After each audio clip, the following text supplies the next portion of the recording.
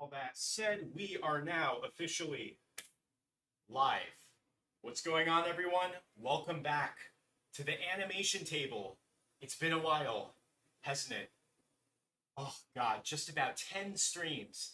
Can you guys believe how long it took to bring our sea bear and sea rhinoceros to fruition? It's just crazy.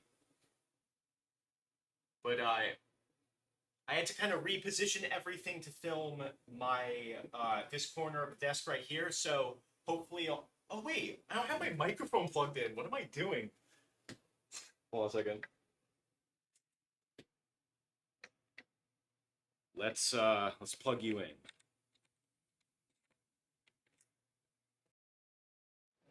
Mute this quickly, just so you guys don't hear anything weird. Okay. Okay, that's better. I don't know if I sound super different.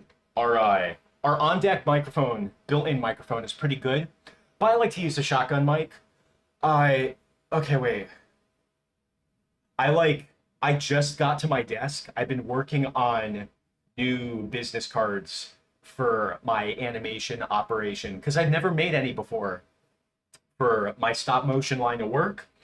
But as I've mentioned before, I am going to be traveling soon for networking.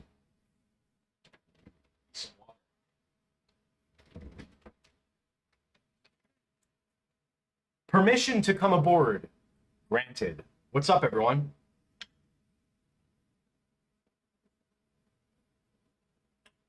Feels so good to be back at my adjustable height motorized desk.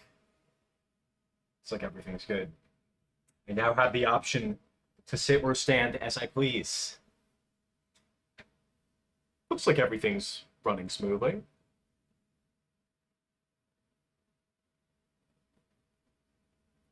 Clap the board, I will not forget. So everyone, here's the game plan for today. So after our last stream, I did end up finishing the remaining footage that was needed for the sea bear. Only took an hour to film, so as of right now, our footage for our sea bear and sea rhinoceros are both done. I still have the puppets out. I'm not going to put it away until, like, I'm sure we don't need it, but it looks like we're done filming them, which is excellent if my plan has been executed as such. Just going to adjust that really quick. So that means that all we have left to film is this right here, this audio footage, which is about, for those of you who can't see, it's a little bit small, 3 minutes of footage, Lego footage, so it should be pretty quick comparatively. And not only that, but we're also going to film the, what is it, the melody, the campfire song we're going to film at the very end. We're going to get a little bit nutty with that. Just really play around with the lights and the colors and the just spectacle of it all. But I mean, there's really not much more to say. It's just finishing this up, but we've finally completed like the hardest part, which was just the sea bear and the sea rhinoceros. So the footage looks really good, and here's what we're gonna do. I'm gonna show you right here in Dragon Frame. Oh, you can't see the window. There's a little pop-up window here. I'm going to integrate the footage that we got of the sea bear into the program.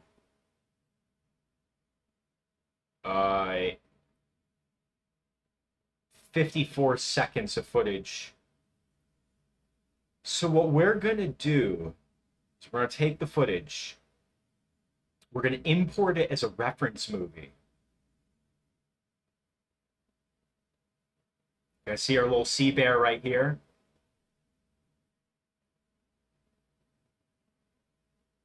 Am I still going to have the sea bear flip Squidward's sombrero upside down? Yes, that's going to be done. Oh, we'll probably do it tonight. So the way it works in Dragon Frame, this is a really cool feature.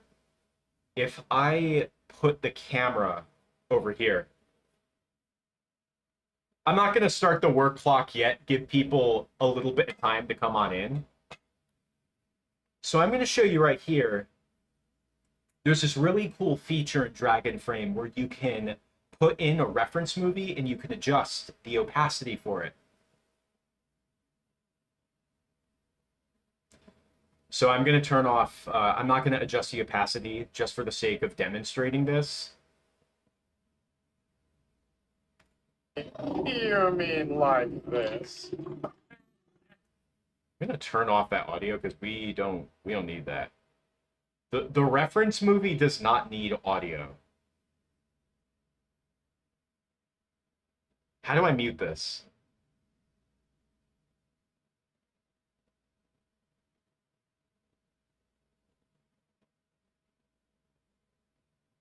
I don't know how to mute it. Oh, right here. You see that? Boom. Oh, sorry. How silly of me. You mean like this? No, like that. Huh? So, using the footage of the sea bear that we have here, the unedited footage, what we're going to be able to do now, so this is the advantage to getting this compositive footage in advance. What we're going to be able to do is we can adjust the opacity of it, and we can take our sea bear footage, we can adjust the scale of it, and what we can do is position the sea bear around the frame. So when I film, I usually like to have the thirds showing up. See that? So this way we're going to have an awareness, more concrete awareness of where the sea bear is going to precisely be positioned in the frame while filming. So like, let's say I'm filming the sea bear introduction. I want to have the sea bear here. I'm going to have Squidward here and SpongeBob and Patrick just in this third over here. I want the sea bear to occupy a large portion of the screen to make him more threatening. You know what I mean? Yo, what's up? Welcome to the stream. I see you got a new profile photo. Already 10 days in for August. Don't say that. Ugh. This summer has been going by so fast, and it's astonishing. So we must be swift. But just to fill you in on what we're going to be doing, while we are going to film the Lego footage today, we're now going to have we can essentially film around our sea bear. Same thing when we get to the sea rhinoceros at the end. Oh, that's not right. Hold on a second. Where's our sea rhinoceros? So same thing at the end here. We're going to take our sea rhinoceros, like make him really big. And we can kind of just like have him in the corner or on the side. Maybe put SpongeBob, Patrick, and Squidward right here. Just this way, we're just going to be able to more organically film around the sea bear and sea rhinoceros. Because keep in mind, if I filmed the Lego footage first, then I would have been doing this in the abstract, or at the very least, I would have had to just take drawings of the sea bear and sea rhinoceros and just do this precise same technique.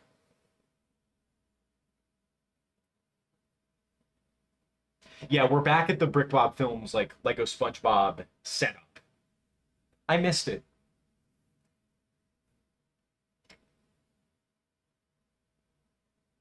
Now, what I'm going to do before we get going is I'm also going to make a post on BrickBob Films notifying them that we're filming right now for them who want to join.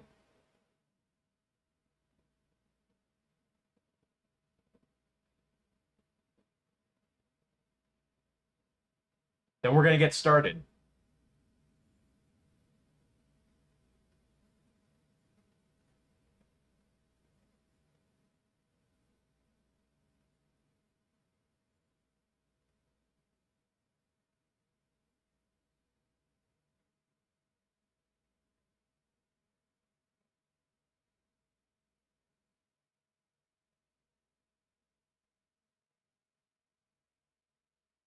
Oh, yeah.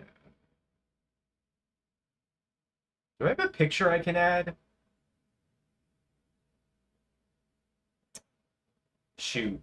I only have pictures on my phone of like footage I already published it. I want to take at least one picture. I'm going to take a still from one of our previous shots.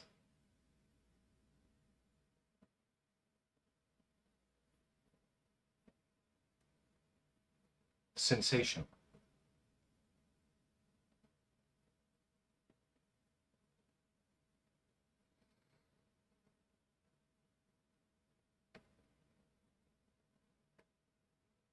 Oh yeah, I still have to redo some lines for the camping episode. Ugh, so annoying. But compared to everything else, it's just like whatever. Singing can't be any harder than what we've already done here. Yeah, I deliberately wanted to take a break from filming the Lego footage so we could like kind of break up the production process. So I'm glad that we took a pretty long break from filming Lego footage to just work on the sea bear and sea rhinoceros. You know what I mean? All right. That's going to go live. Boom. We should be good. Yeah.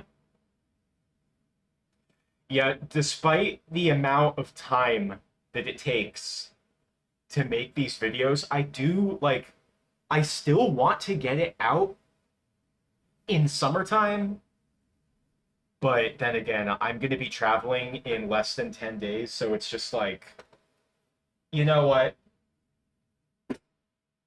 It'll be done when it's done. But in the meantime, thank you guys for showing up. We're going to get started. I have a sip of water, and then we're going to get back into the swing of things. So stick around. Also going to move this footage up ahead. So the way you do it is you kind of just bump it forward like that. Sorry. This. You mean like this?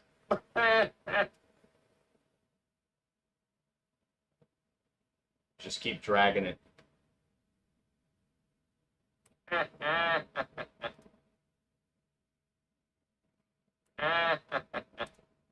Guys, the sea bear and the sea rhinoceros look so amazing, by the way.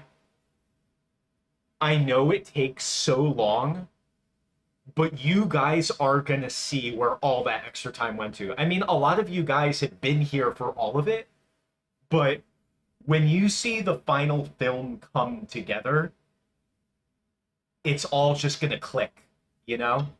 That's the most rewarding part.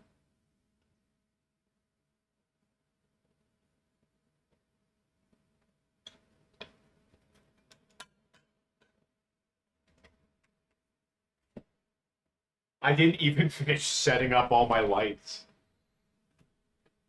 So, without further ado, ladies and gentlemen, thank you so much for attending yet again.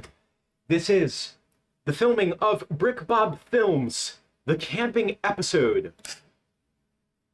day 18. I'm going to start that work clock. So if I am not mistaken, it was 10 streams ago that we took a break from the Lego filming to begin working on our sea bear. It's crazy. I forgot what stream it was when we listened to the camping episodes, the campfire song. I forgot what stream it was where I played it for you guys live, critiquing my singing abilities.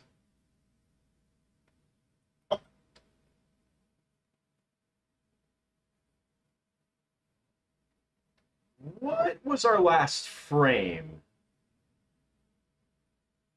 because now, since it's been a while, I'm gonna need like a few minutes to like get back to the lighting that we were at. You know what I mean? That continuity. Do I have a picture?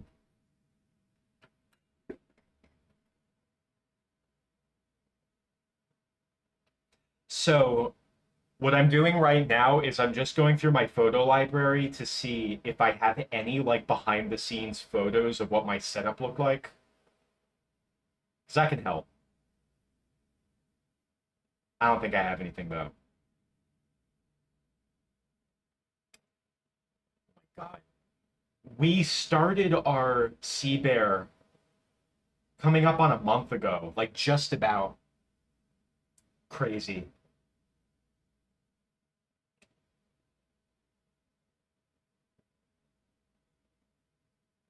I don't think I have anything. Lame. Oh well. We're gonna have to improvise.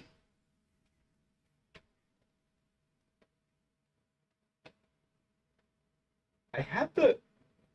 Wait a minute. I have an idea. I don't need a photo. We have the streams. Big brain. Let's have a look.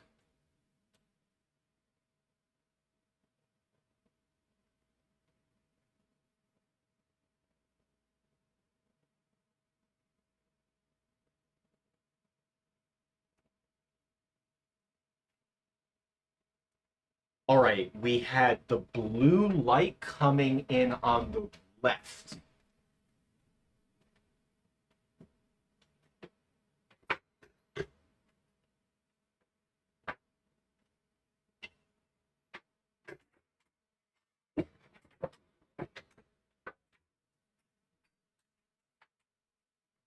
Yeah, I just said screw it and just brought all my lights to the other table.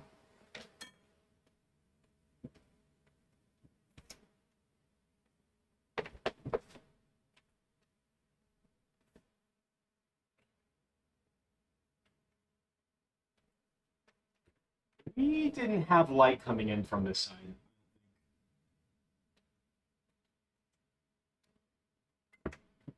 No diffuser light, that's for sure. Yo, what's up, Scooby-Doo? Thank you so much for the 5. I really appreciate it. Guys, I want to tell you something. Um, Based on, what is it?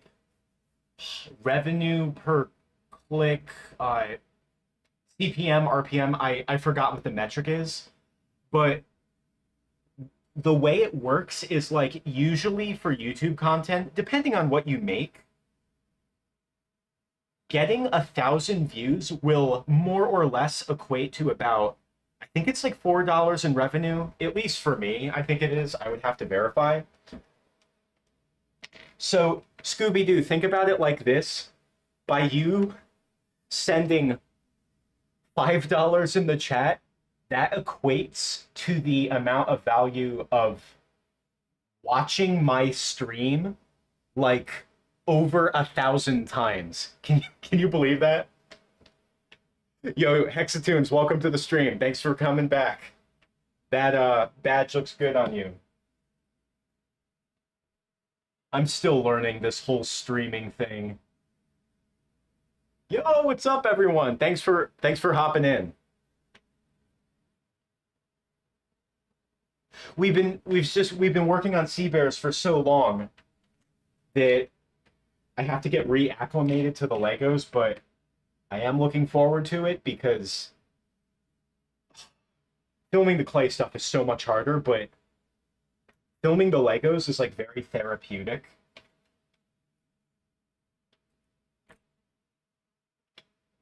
Those first 8 streams, I might as well have just been meditating.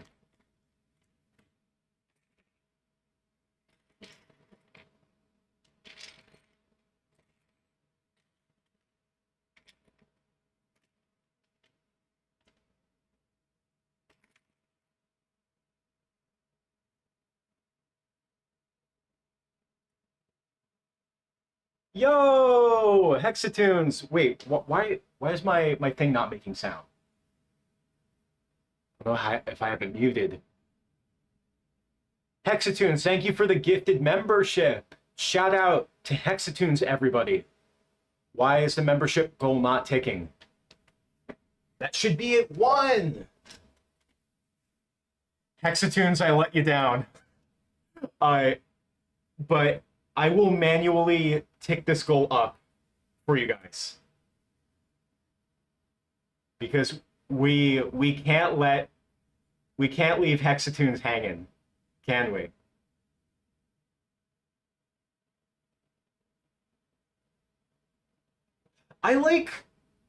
So I went into Streamlabs and I was looking, I was like, why isn't the membership goal counter why didn't it adjust when Hexatunes bought all those memberships?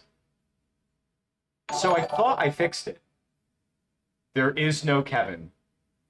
Replace that Kevin with Hexatunes. Sorry about that, but shout out to Hexatunes, everyone.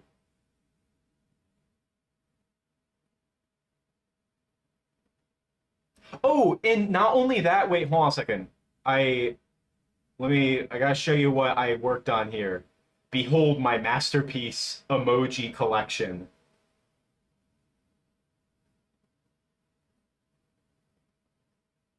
Of course, had to throw a couple squid bobs in there.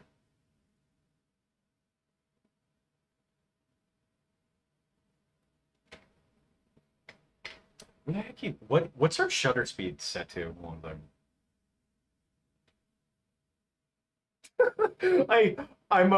I keep getting distracted by the chat because all I see right now in the chat is colors.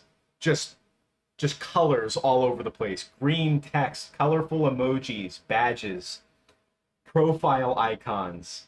One second. Can I give this a like?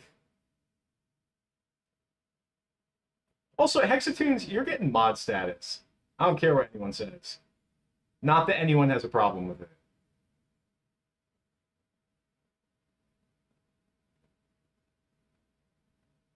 I am still learning about streaming. I'm an old man. I'm a grandpa when it comes to this stuff.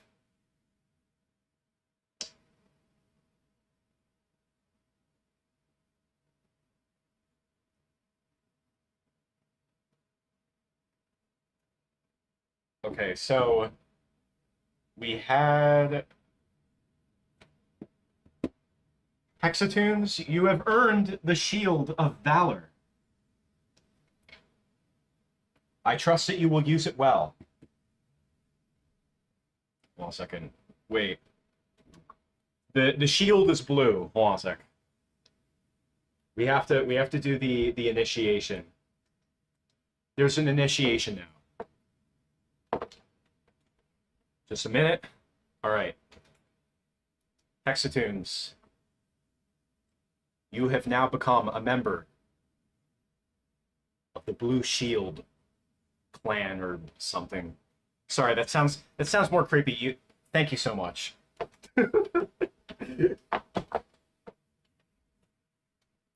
I love seeing like just everyone pulling up. Oh wait. Oh, this. You guys remember this? We don't need this anymore.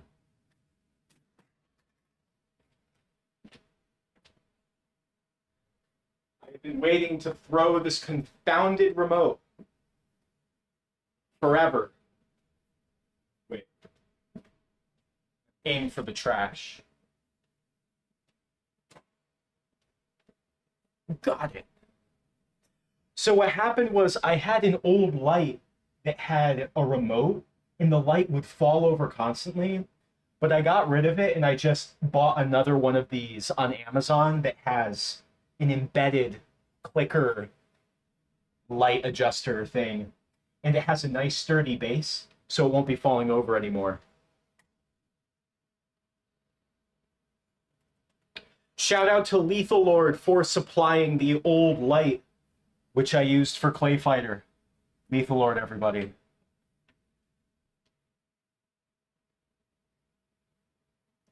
The Blue Shield clan or something is the most prestigious and exclusive of all the clans on Earth.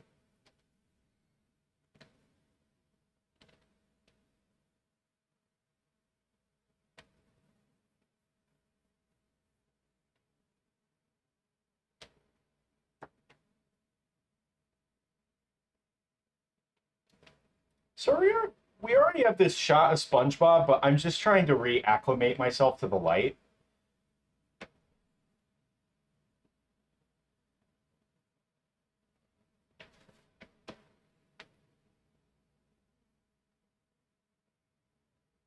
I don't know why that membership goal ticker isn't going. It's so weird.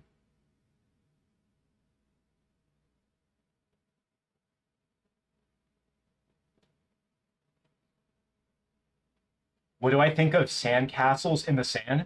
That's a really great episode. I would not mind at all making that episode.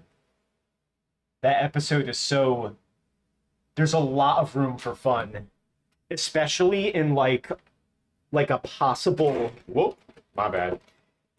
Especially in like a possible Lego SpongeBob version of it. I think it could be a lot of fun. So weird.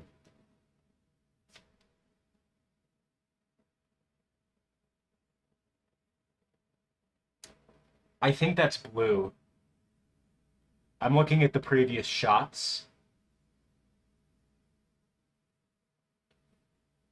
It's so weird.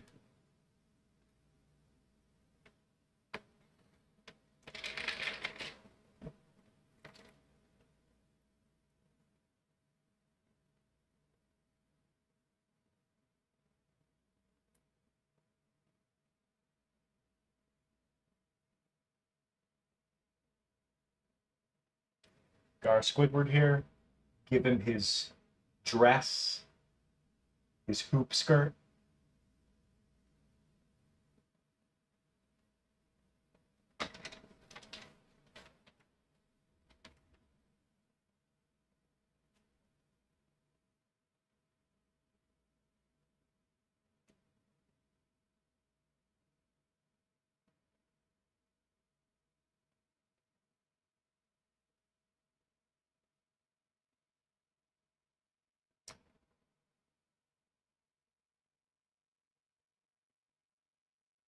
Yeah, and once again, making sure that the color of the sky is consistent.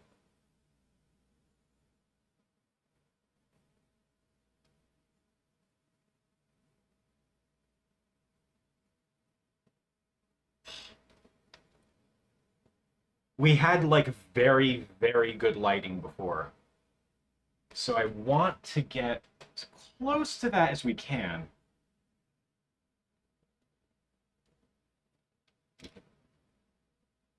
Yeah, that looks pretty good.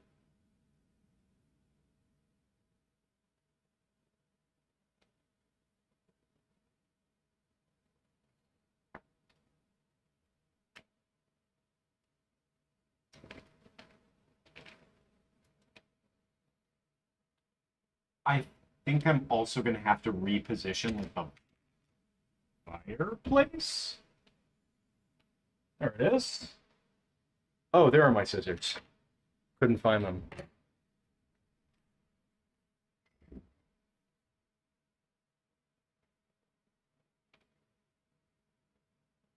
All right. So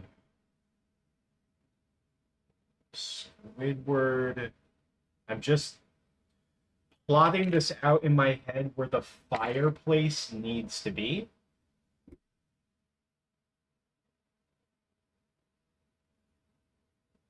Where was it before?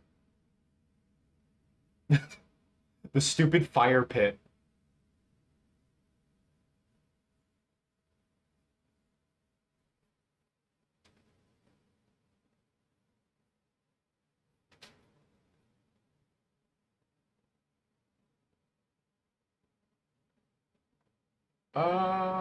Okay.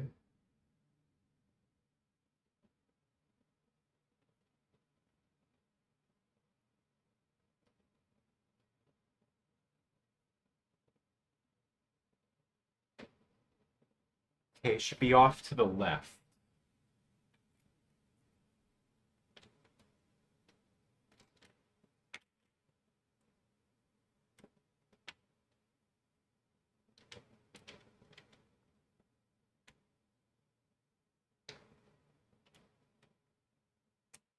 I'll just have it out of frame for a bit.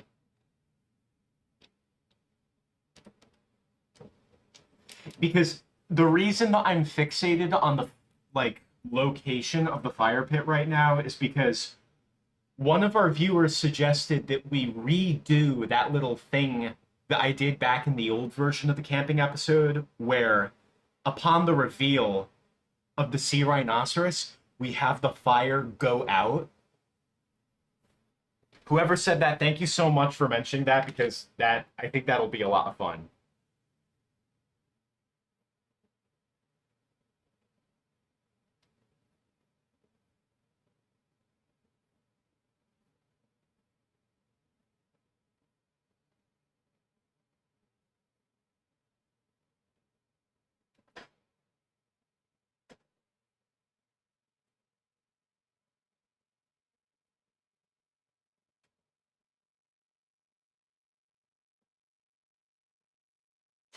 Sliced or cubed?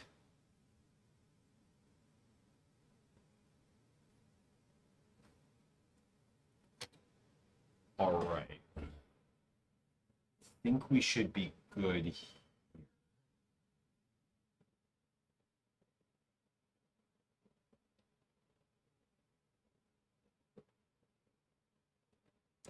Look at that blue light coming in from the left.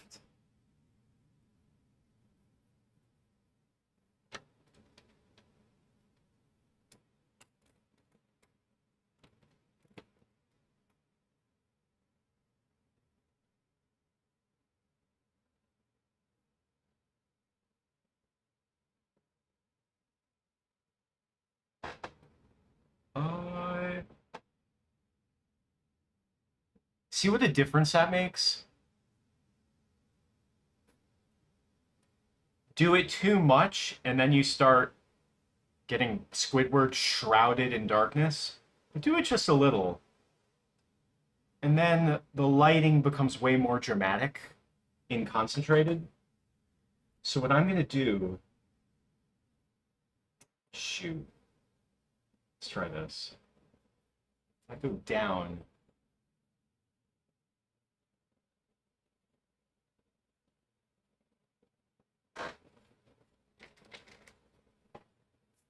Take a little black piece and put it here.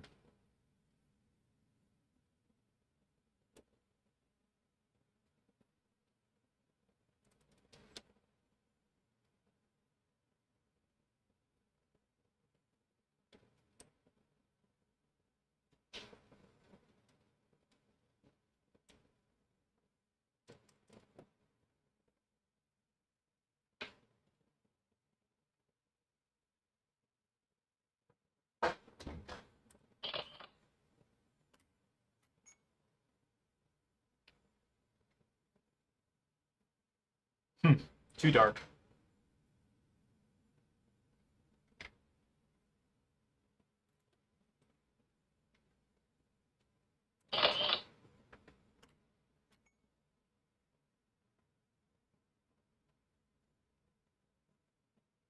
Huh.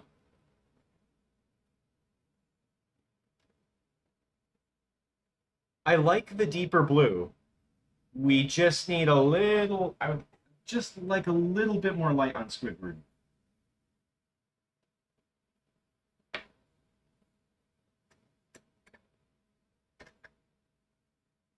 Yeah, kind of like he's...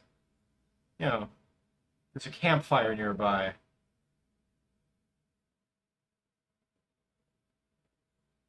Just a little bit.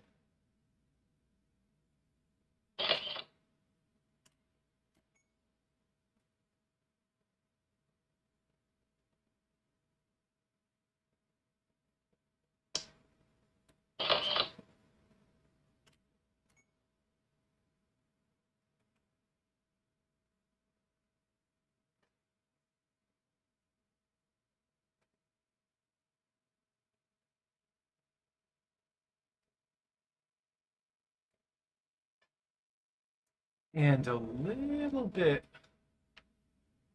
this side.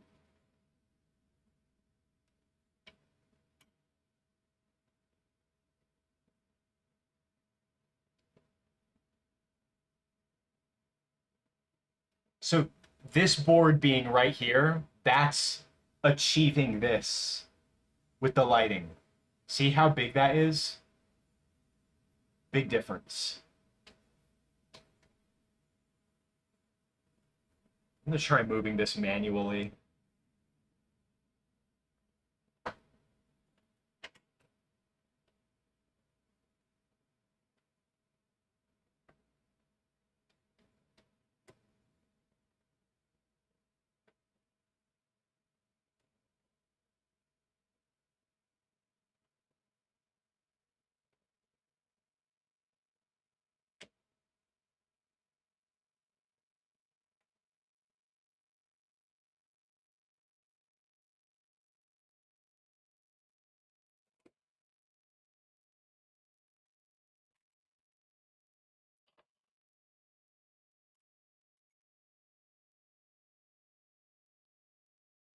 All right.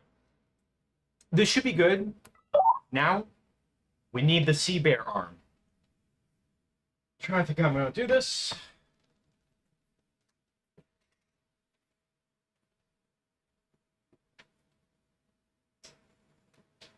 Uh, Look at. I don't think we can use the actual sea bear. Look at how big it is. Look how huge that is compared to Squidward.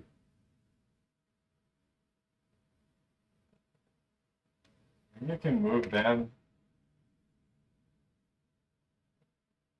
It may interfere with the light a bit too much.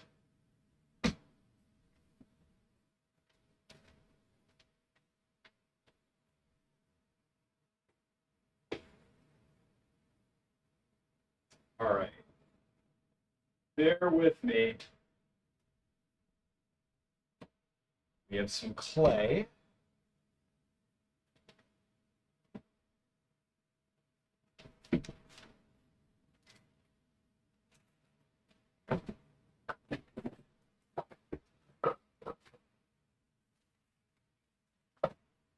Just need a little bit of wire. That should do.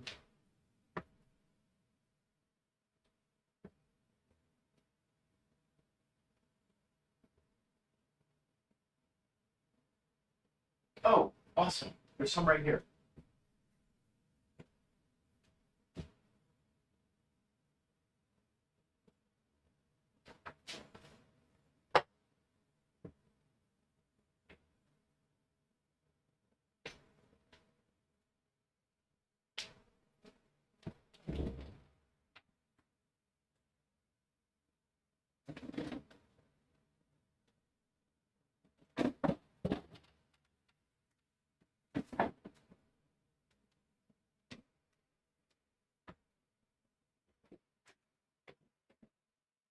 I just bought a bunch of floral tape, and I know it's like right here.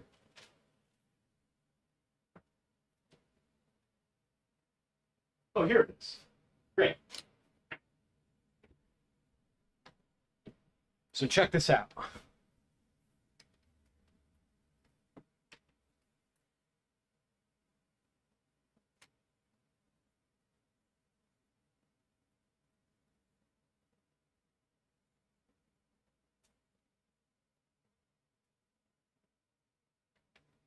Yeah, I guess I could do it with a blue screen as well. That's definitely like a possibility.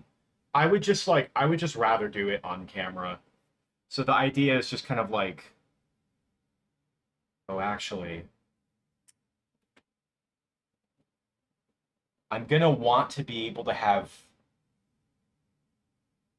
like I want there to be room above his head so we can see the action happening.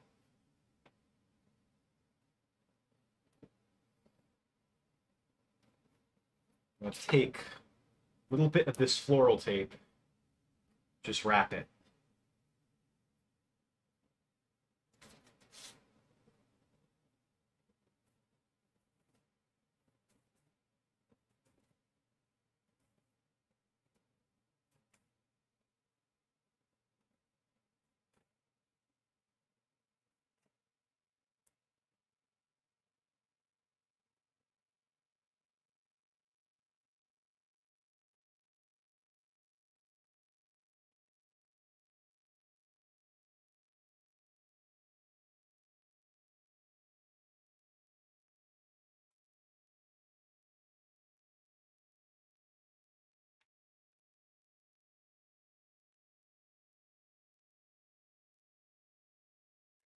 Right. Now, just take this green clay, which will surely stain my hands.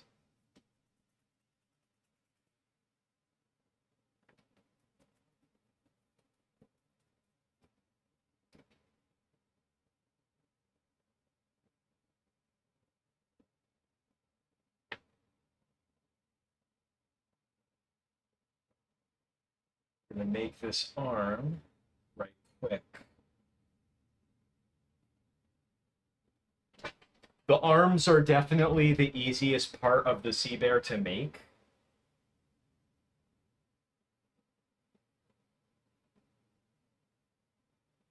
So check this out. It's just gonna come in. Whoop.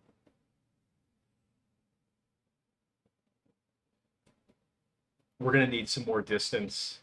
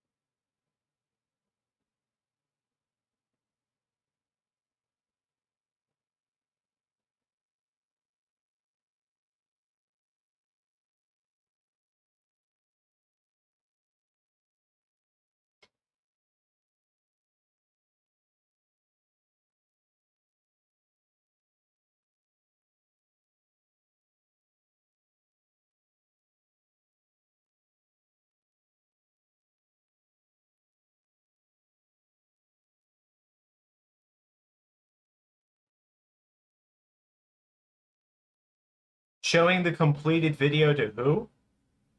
I don't know who that is.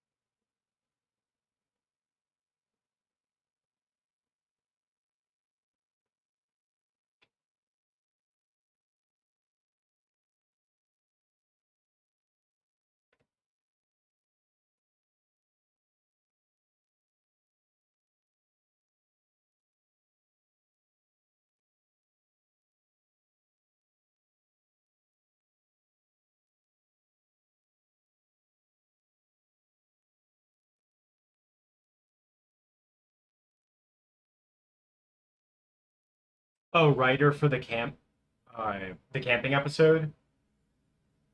Well, I mean, uh, does he like have social media or something? I don't know. Because if he's active on social media, oh, he's active on TikTok? I mean, I guess I could. But feel free to like share the video with him on your end as well. I'm not active on TikTok really. I just like posted one, like I posted something one time that got like 15 million views, and then that was it. That was like my TikTok career, you know? I just I find that like YouTube's just the best place to connect with my audience, you know what I mean?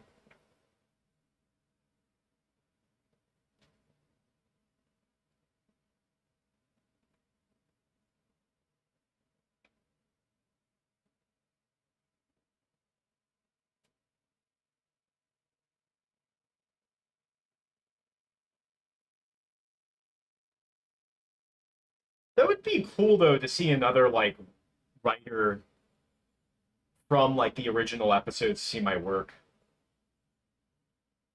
Always down for that.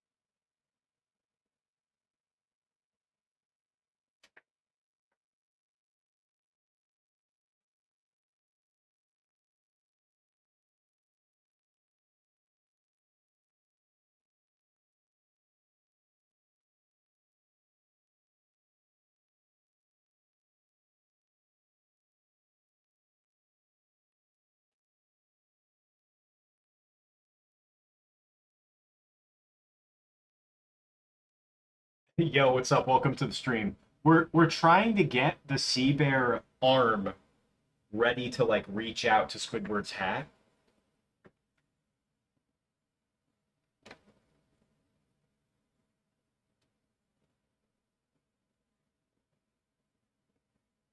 I love this clay, but it really rubs off on your hands.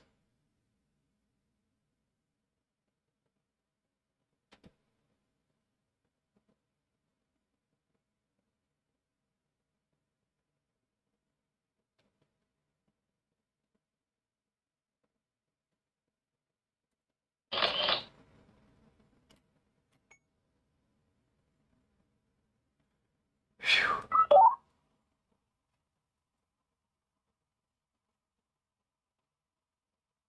All right, let's try this.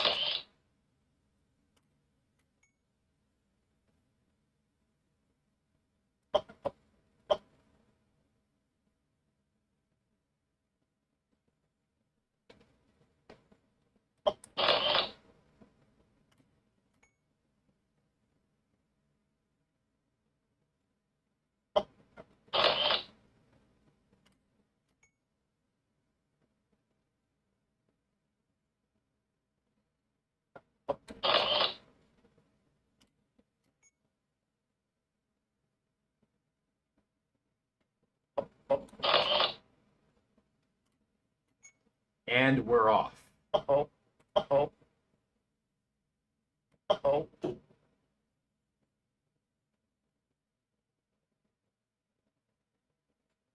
oh.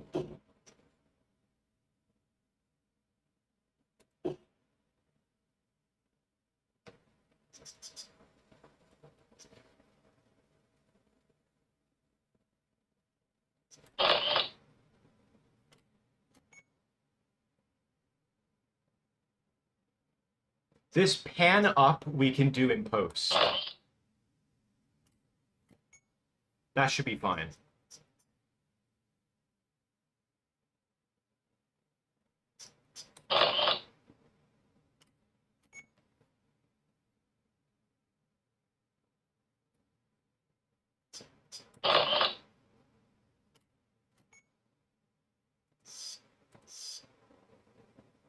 Sorry.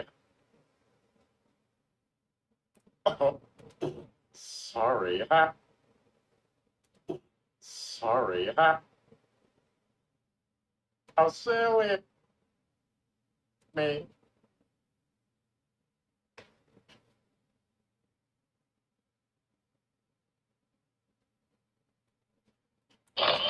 Yo, like just yesterday we had the EDP documentary by Mike Klum come out, and it got like what, like 250,000 people watched it live. No, something like that.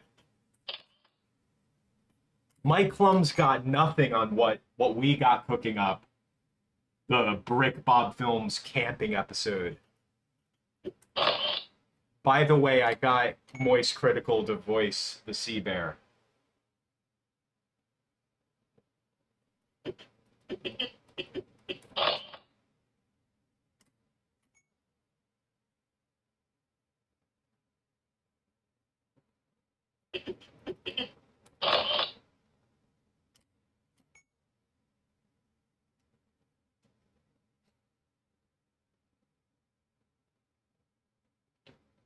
Oh, Jay Lender? I'm guessing it's the same Jay, because he was writing for that during that era of SpongeBob. He liked the the Fry Cook Games SpongeBob versus Patrick animation I did.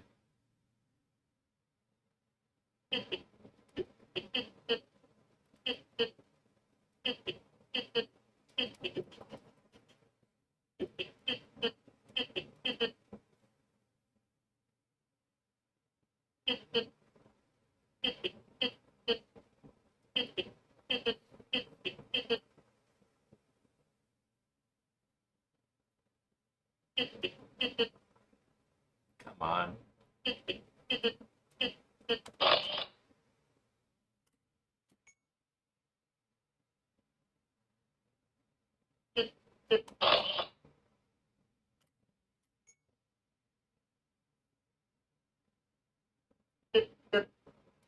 You,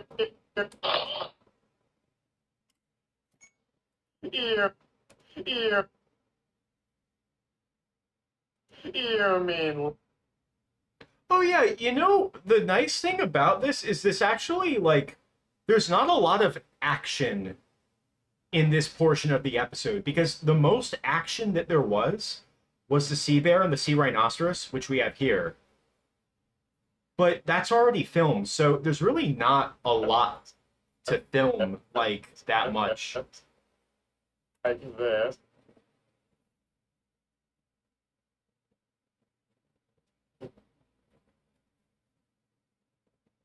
Whoops. Oh my god. All this weight on top of Squidward from the clay.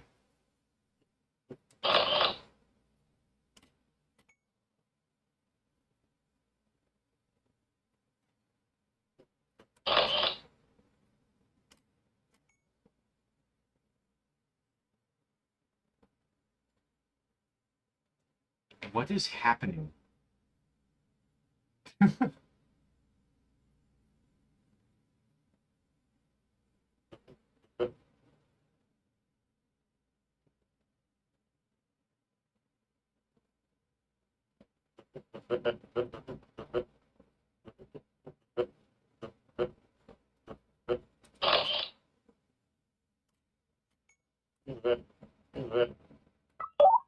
Too big a jump.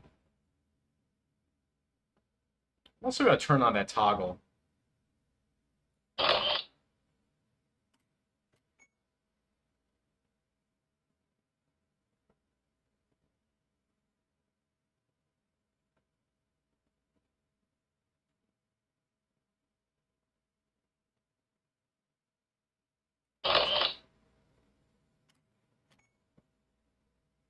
Whoops.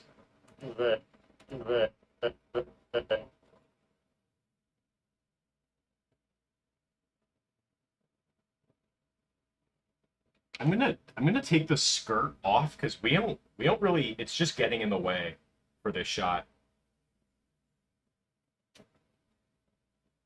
I cannot wait to like get rid of these two clay pieces. They've just been sitting out for like a month. I'm like, oh, just want to put them away.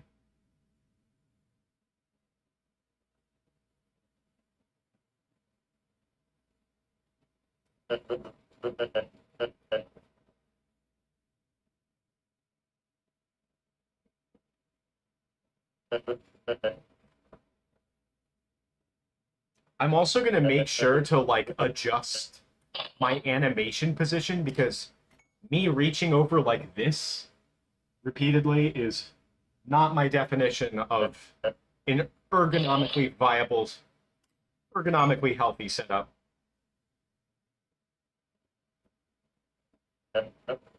There, there.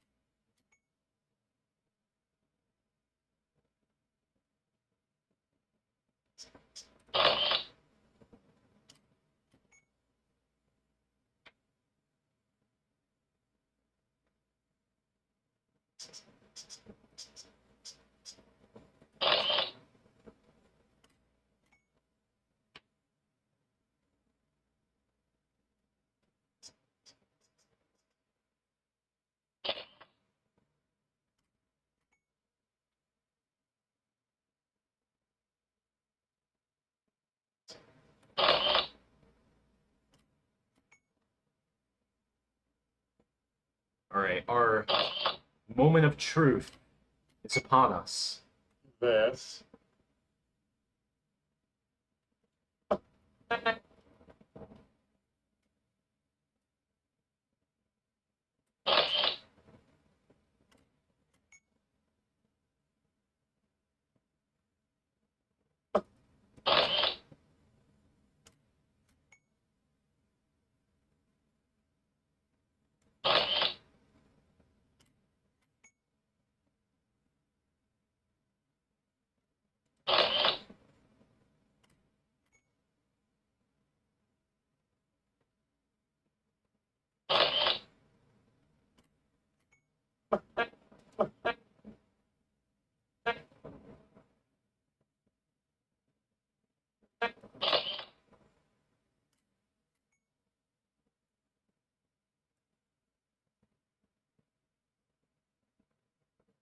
I mean like this. Silly of me. You mean like this.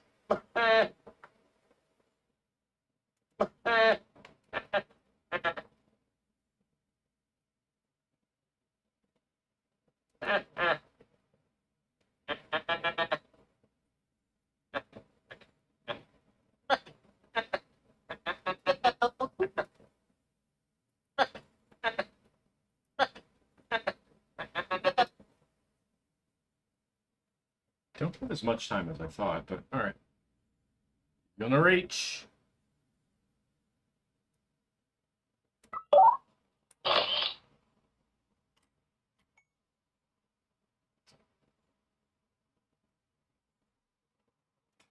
Doing the Fly of Despair with my clay animation skills would be so much fun. I could like make it very, very like it would just lean into my strengths so well. Creepy, like colorful, disorienting, psychedelic.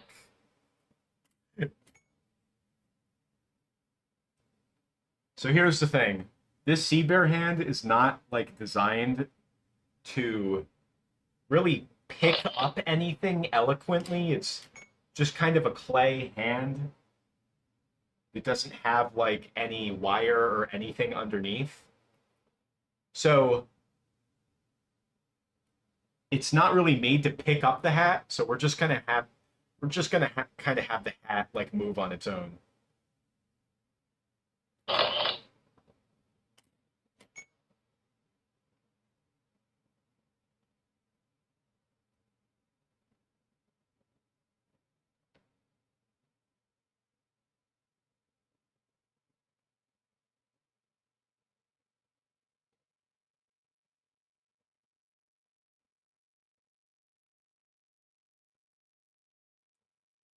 What attracts them? Oh, I don't know. Everything. Eating cheese, playing the clarinet, making chimpanzee noises, waving your flashlight around. Oh, I actually have a funny story about that. Sort of similar. It was a film that I made in college, and it involves flashlights because we made like a shitty horror movie. Pardon my language, but it really sucked.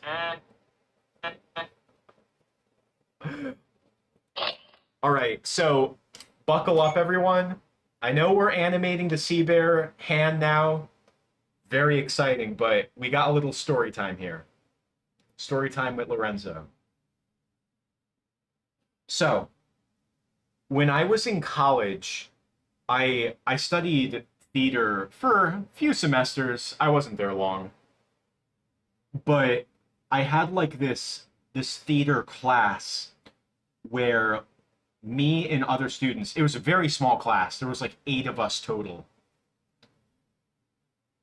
We would all make our own like pretty much our own theater production like concepts and stuff like that, our own shows. It was like and we would perform them for the whole class. It was really, really cool. Like everyone, like you could clearly see that everyone was leaning into their strengths. Like, of course, when you're gonna perform an original, like in a completely original piece, you don't want to look like an idiot in front of the class. So every one of us, like even people who weren't performers, they all like we all really kind of made our own like really cool, very uniquely us pieces. And we would perform them once a week. It was really, really awesome. That was like my favorite class. And then second half of the semester, the quality of the class went from this just down so far through the table and onto the floor. Because what happened was our teacher was like, all right, it's been midterms, so I think we got to stop doing this now, and we're going to do a scary movie project. Now, keep in mind, this was not a film class. It wasn't. It was not a film class. It was not designed to be a film class. Everyone in the class had wildly varying levels of media production experience. But here was the worst part. If we all just like made our own scary movie like Alone and stuff like that, granted it's not an easy feat, but if we all did that, making our own film project instead of doing like a performance piece, I think it could have been really cool. But that wasn't what happened. Instead, what happened was we would be assigned into teams to make our film. But that didn't happen. Our teacher was like, all right, I'm just gonna put you guys all together. So think about this. All of us in the class, every single one of us, we were all working on the same film, on one film.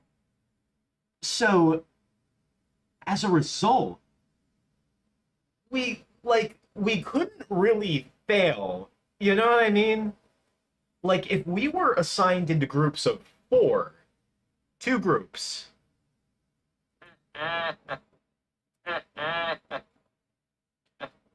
If we were assigned into 2 groups, there at least would have been some like competition to like make something exceptional, like make something better compared to the other team.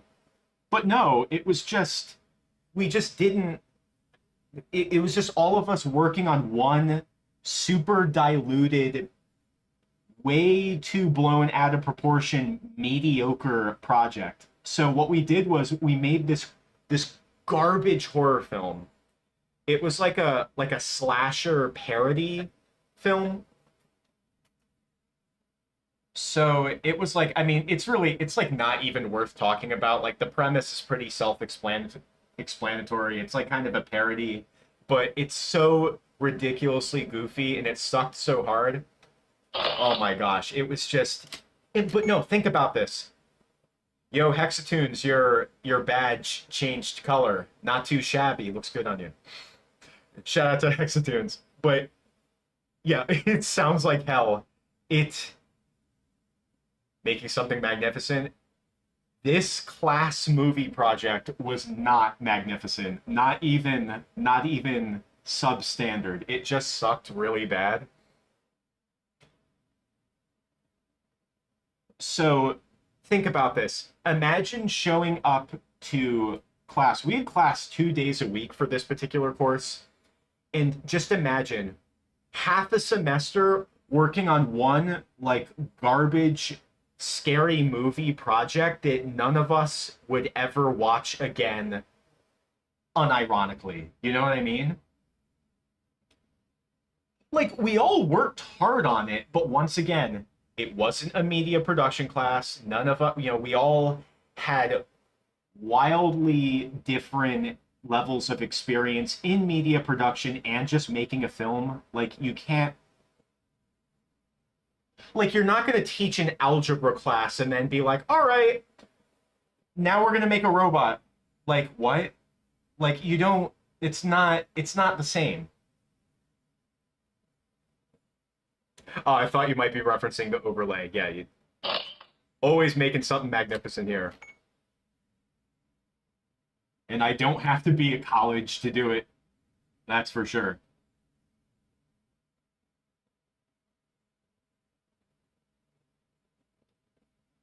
But yeah, so what we did was it was so difficult just filming for the scary movie project. I mean, if any of you guys have gone to college, we all know, for those of us who have been to college, that group projects suck. Like, they really, really suck. Everyone has different schedules. Some students work, some aren't working, some are dorming, so they're in the neighborhood, some are not dorming and live in, 45 minutes away. Yeah, I knew that this was going to be hard to lock in. the hat flip.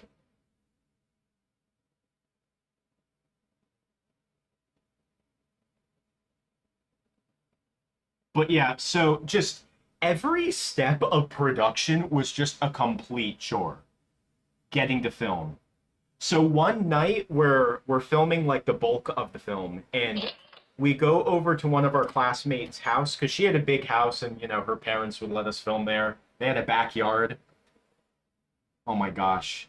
We made a bonfire in like their fire pit, but here's the thing, like it was it was such an enormous brush fire hazard because it was like very very dry season. Where I live, we have brush fire season, usually in the fall and in the spring. But yeah, after we were done filming, I was out for a while just just smothering the everything in the fire pit with water, just getting everything wet, open like digging through the ashes and getting all the water in there because I did not want to start a brush fire. Not for this project. It was so not worth it. Because remember, the fire can reignite even after it's been put out, which leads to a lot of accidental fires. So, at one point, I'm gonna make the seabird go away. There was this scene that we were filming that made me laugh so hard, like I couldn't keep character. So what happened was me and like two other guys, we were being hunted by a like a slasher person. It was a woman. It was supposed to be like a kind of like a female Jason Voorhees or something like that. And it was just there's a scene where the power goes out. So typical scary movie trope, lights go out, so the main characters pull out flashlights. But here was the thing. We only had two flashlights. So what happened was the lights go out. I have my flashlight, and one of the other guys has his flashlight. But then my buddy, he was like the only friend I ever made in college. We're still friends to this day. He got one of those like lantern things, those like electric lanterns. I don't know if you guys have seen those. You probably have. It's kind of like, it's not functionally, it's similar to a flashlight, but it's a little lantern. So it was just, we were filming the scene where the killer turns out the lights, and I pull out my flashlight and I not on my watch, but just for effect. I pull out my flashlight and I'm shining it. The other guy whips out his flashlight. He's shining it, and then I hear my buddy say, "Oh, I got it." He pulls out his lantern, and for like 5 straight seconds, he's desperately trying to turn it on, and he holds up his stupid freaking lantern. And that ended up being an outtake. There's footage of this too, because oh my gosh, I laughed. I laughed so hard, just like we're all making this stupid horror movie that no one wants to make, and then just seeing my buddy be like, "Oh, I got it," and just like desperately finessing this lantern. This is so dumb. It's very, very dumb. Jesse Voorhees. Yeah, it was weird. So what happened was like, I'm trying to think what like the pre-production for it was. Like it was something like the way the class was structured was after they unveiled this stupid, like our teacher was like, "All right, you're gonna make a scary movie." So after he unveiled that this would be the thing that we were going to spend the remainder of the semester working on, which was so God, it was so stupid. It was so dumb. It was so stupid. So from that point forward, what we did was like every single day was going to be like okay, first we're going to get together in come up with a concept, then we're gonna write it, and then from that day forward, every class period we would have to devote to filming, and we had to go over to one of the. We filmed like a few shots on campus, but I remember I was like, oh my gosh, it was so bad and it was so stupid. Like the film was so dumb, and it was pretty much just a big waste of everyone's time that we were all making for a grade. And I had to drive like 45 minutes away to one of the filming locations, and I specifically told everyone, forgot I forgot who was coordinating the filming. There were like a couple final shots. I'm just laughing just thinking about it.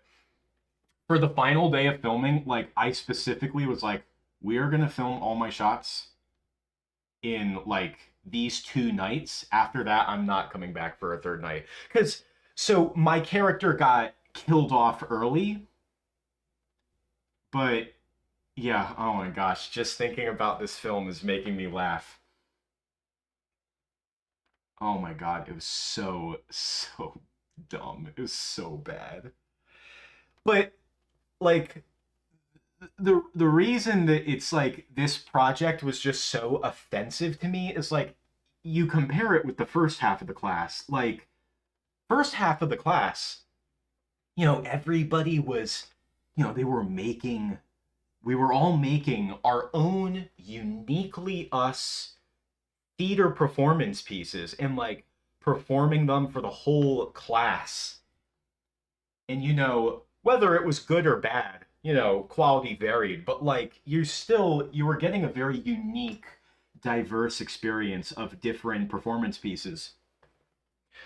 But then all of that just went away once we started working on this stupid scary movie, because now, because you have so many people working on one project and giving us pretty much next to no resources to actually do it, you get a subpar quality film or home movie or whatever you want to call it. And just because there's so many of us, because the whole class is working on this one project, there's clearly not enough creative room to get a wide variety of like really concentrated, what is it? Like really concentrated like artistic voice or creativity behind it. Like it's really just a definition of like, yep, this is a bunch of college kids trying to get a grade.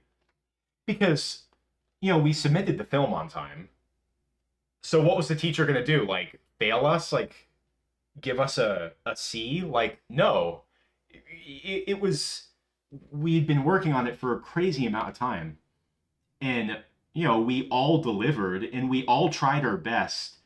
We really did try our best. It wasn't like we were not trying at all. We really did try our best to do something good. We just didn't have the resources to do it. Like it's sad, but that was just how it is.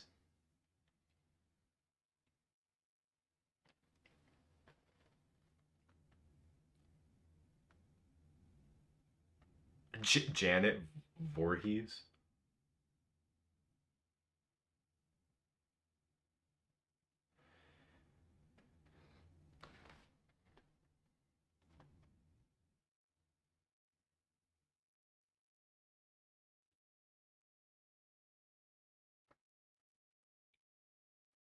Yeah. God, it was so. Gosh, it was so stupid.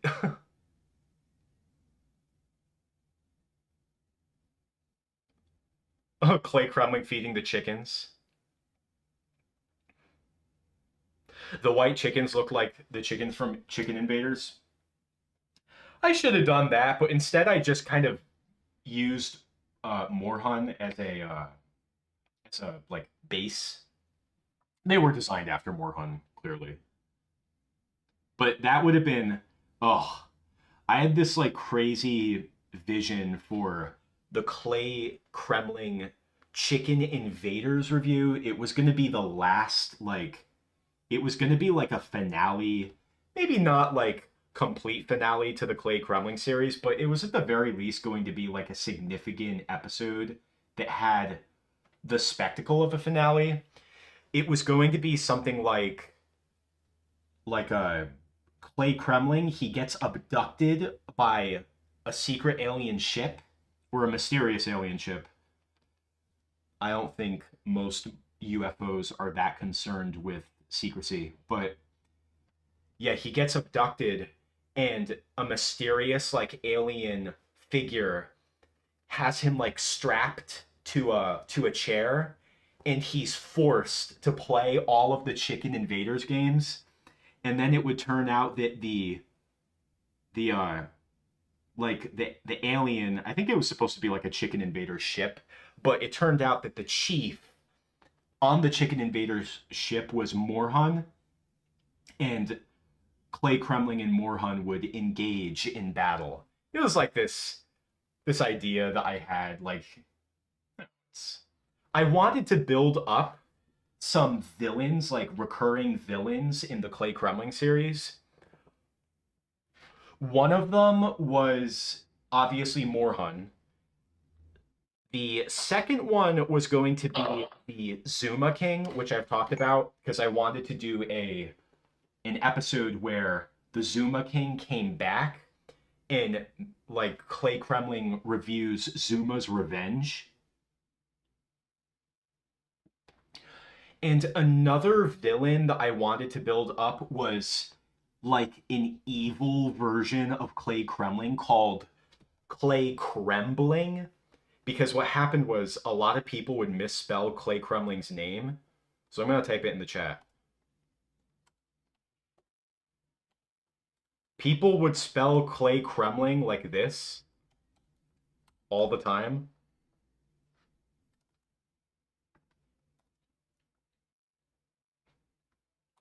Looks so wrong. You'll see it in the chat. But yeah, so this would happen so frequently that I thought, okay, what if I made like an evil version of Clay Kremling called Clay Krembling, who would like come and cause mischief or something. He was kind of gonna be like a knockoff of Clay Kremling in the same way that you guys know about Fake Crash? How like Crash Bandicoot, the developers, they found like a Chinese knockoff plushie of Crash Bandicoot, and they loved it so much they like bought it, they took it back to like Naughty Dog, and they made an original character called Fake Crash. And like the fake Crash doll that they bought had like big eyebrows and like huge teeth.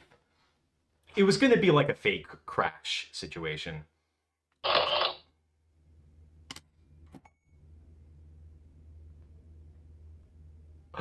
Oh my god, you're right. Yeah, in the Conquer review, Morhun was instrumental in Clay Kremling's escape. He gave him a weapon. Gosh, we'll have to do a stream sometime where I just go over Clay Kremling because it's been so long since I've seen those. So in Clay Kremling episode 20, I did have a scene where it was while Clay Kremling was feeding the chickens, like I had Morhun like hiding in like a water like trough in the background. Yeah, I wanted to build up to a lot of things. Like I had all these ideas for Clay Kremling, but you know, never really got to them. If I had to do Clay Kremling over, I would have kind of selected a series of games that I especially wanted to revisit, reviewed those, had a set amount of episodes, and just kind of input whatever narrative I had in mind, ideas, and then just fulfilled it along the way. Like, it would have been more open-close. But because Clay Kremling was, like, open-ended and such, it kept going, but I just didn't end up hitting a lot of those like ideas or kind of like those like significant moments I really wanted. Oh well, that's that.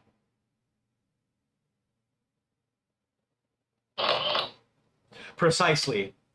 That's what Clay Kremling meant by arch nemesis. So that's what was going through my head at the time. Because you know what, like especially talking about it now, not every game from my childhood needed to be a Clay Kremling episode. You know what I mean? Like, could I make them episodes? Sure, but not every episode, like, not every game, every single game that I played on my, grandparents' desktop growing up, not every single one had to be an episode, you know? Like, I could have done multiple in one episode, like mini reviews and such, you know?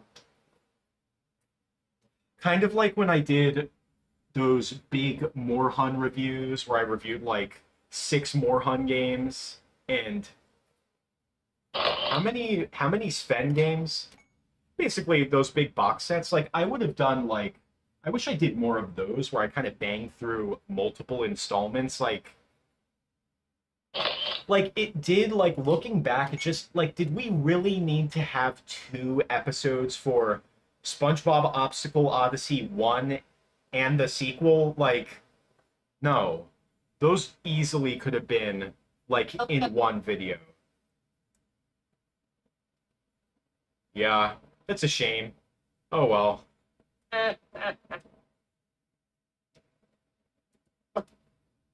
You mean like this? No. Well, that looks pretty good. I was concerned because you guys saw that I was so in the moment. I didn't really look at the playback, but I wanted the hand to be very like gentle, just so it can read. This. No. That looks good. This. No. All right, we've kind of ran out of audio, so I'm going to give us just a little bit more. I'm going to take this audio here and just split it. Oh, wait. Frame 133. The best part is that shot was like the most complicated thing that we had to film tonight.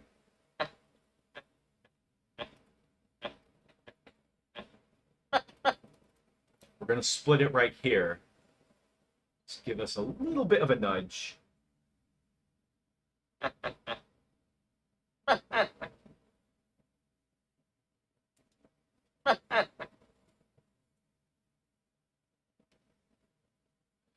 So I want this cut to be very quick. Like the second the hand goes off the screen, I want us to have this big shot of the sea bear like fully in frame. But I'm going to give us a few extra frames here at the end just in case. Just to be safe.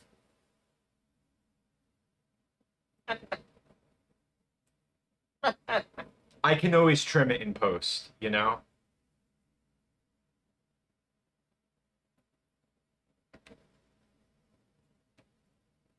And I want to make sure this is in sync.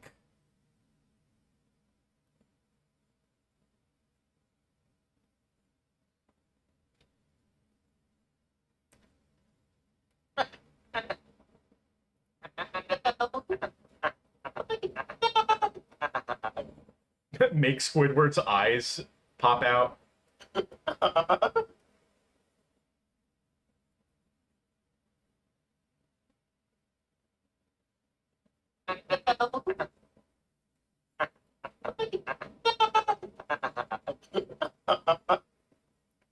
Hello? Isn't this great? We got our sea bear done!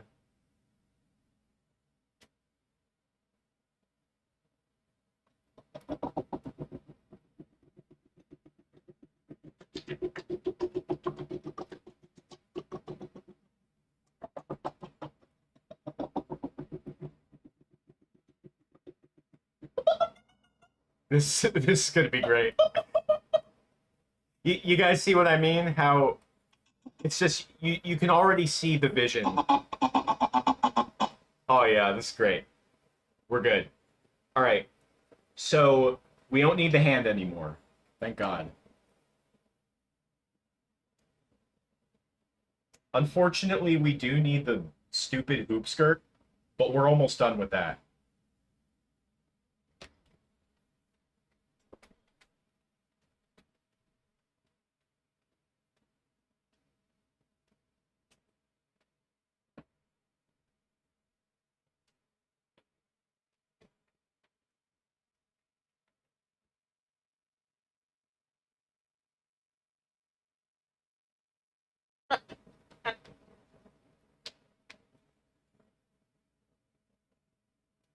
Oh, we still have some white clay over here from the Popeye project.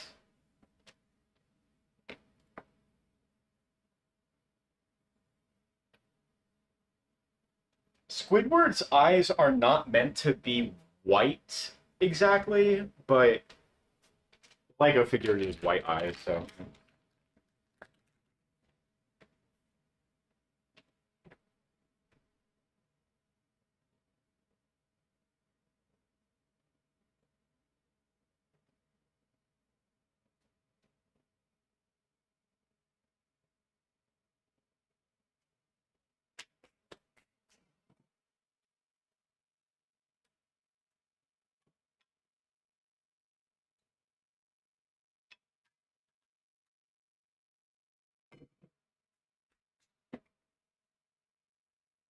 Might as well stand.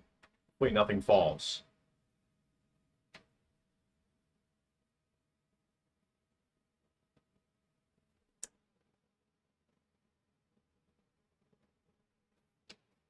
We do have yellow. It's just like it's not like consistent with the print on the Lego figure. There we go. All right, here's where the magic happens. Now, gonna bring it all that. So we're gonna be composing around our sea bear.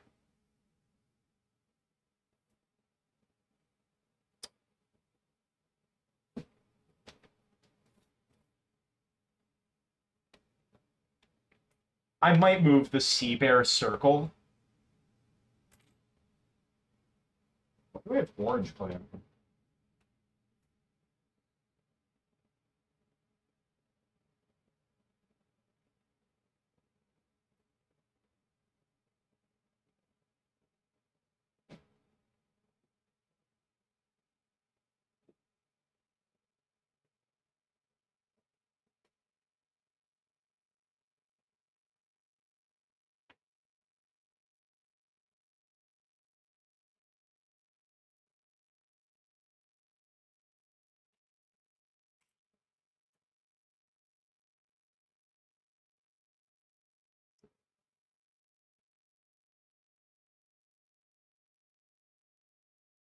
Okay. Like, Squidward's gonna have to. I'll fix that later. So, like, Squidward's gonna have to be like kind of close. We're gonna have to. We're gonna have to break continuity a little bit because SpongeBob and Patrick, because the sea bear is so big, we're gonna have to kind of smush everyone into the left third. You know what I mean?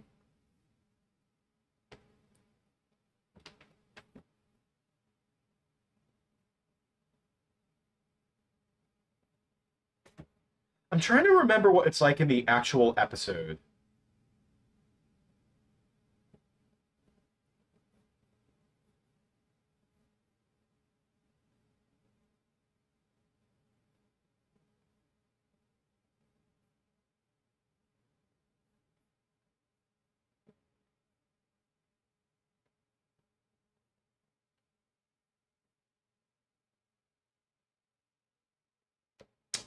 SpongeBob Sea Bear. It's not exactly the same, but I like to use it.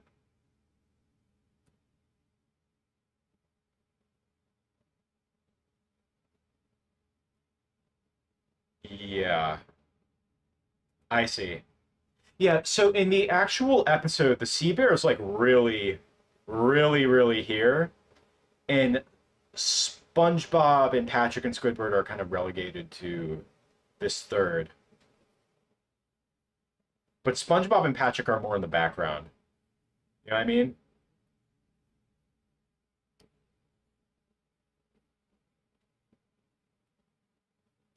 Oh my God. So Morhan, like, what's so funny about Morhan is like, I remember for years after I stopped making episodes of Clay Kremling, like I would get people reaching out to me, like letting me know like about the latest like Morhan release. I know that I'm not saying his name right. Like I know that I'm not. One of my friends is German, and I still need to tell him about Morhan. He's a more recent friend, but I need to he has to berate me for how I pronounce Morhan's name. It's just at this point, like it's kind of like it's like an inside outside joke. You know, you guys when Morhun, it's like, you know, it's whatever, but when you guys hear Morhun, that's that's how you know. It's like our code.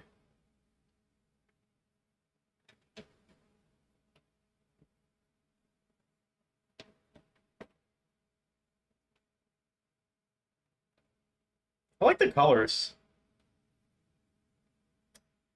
Yeah, we're gonna have to like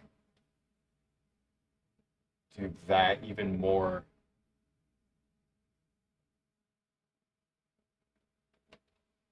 I just after the amount of work we put into our sea bear, I can't. He deserves the spotlight.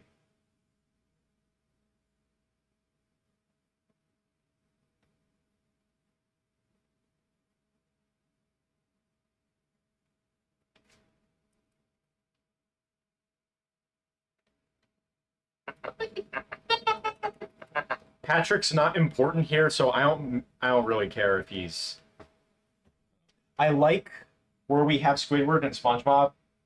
Yeah, Patrick a little bit more behind him.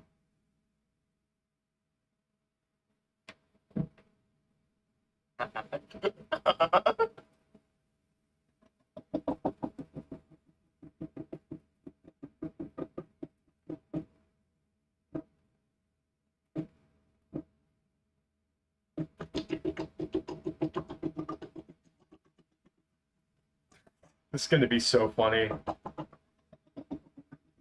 And I'm going to do both these shots back to back.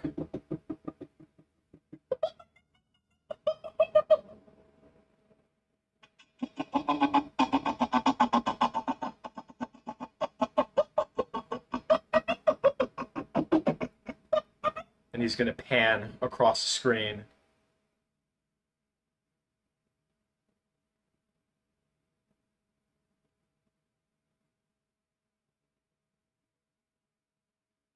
I would have gotten a better experience with the winter edition on Steam. Yeah, I felt like something must have been up, but what the best one though, Morhun Tennis. That's the one. That is an all-time classic video game.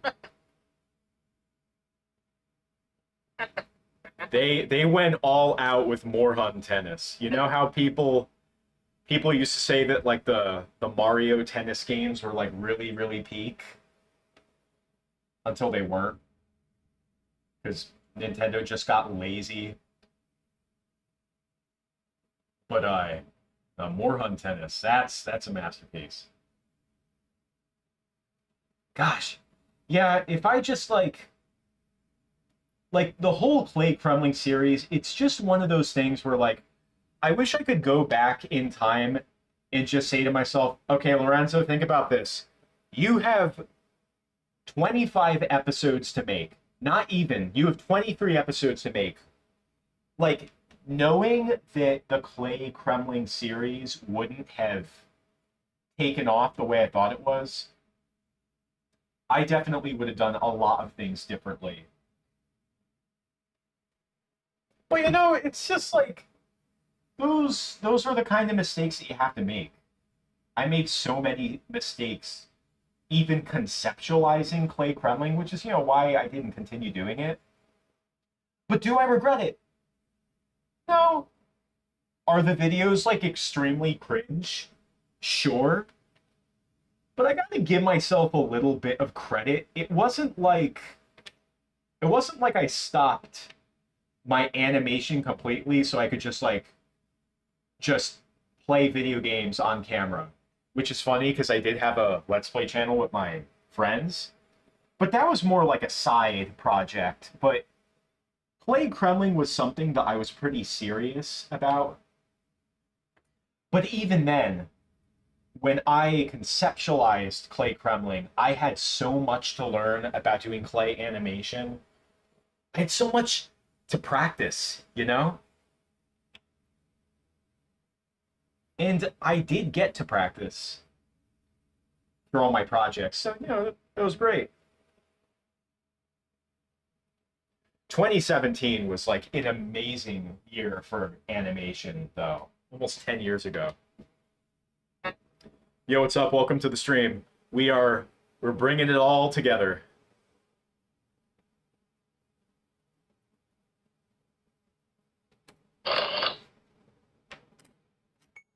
And our lighting looks good.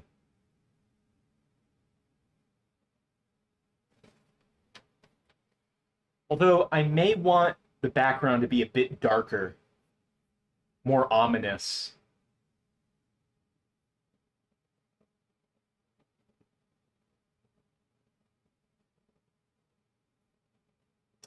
Oh. Eh.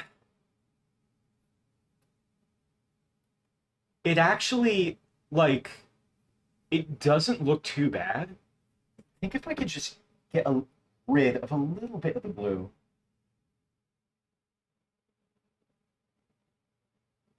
And where is that light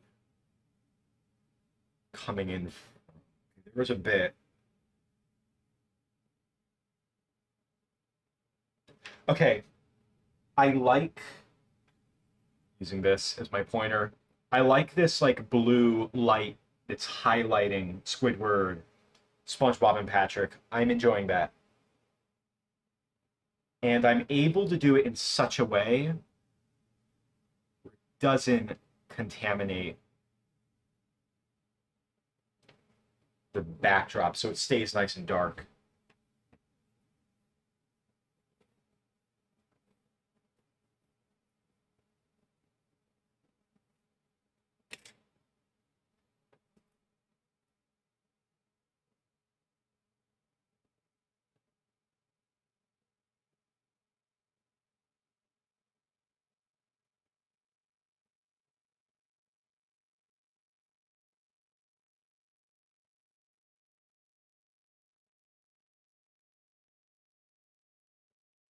Squidward gets his skirt.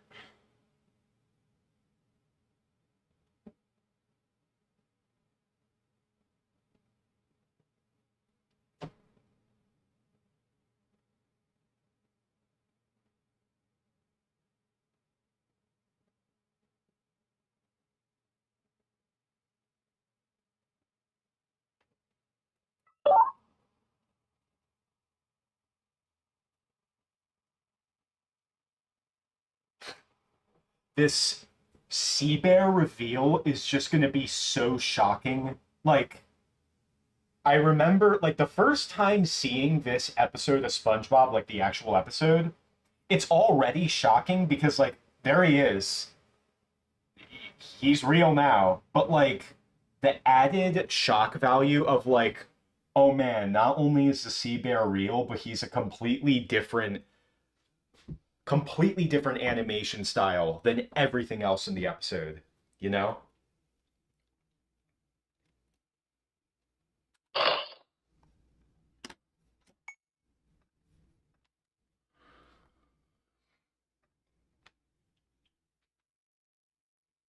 Hmm. A smidgen dark. Can I just like increase the exposure a little?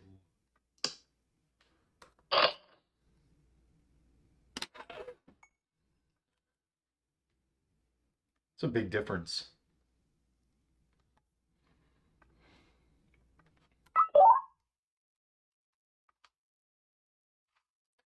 I don't want to delete too many frames. I want to have a point of reference. If I did this, just humor me.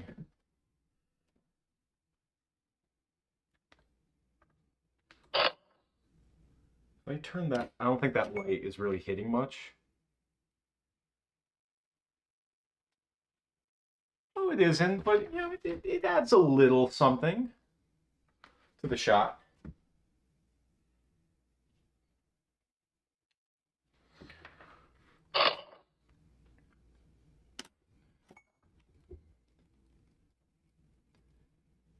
Oh, I don't know. I like it, but it's just like it's not motivated by anything, you know what I mean? Like it's showing up on camera super well, but it's not motivated. Shoot. Did you turn off?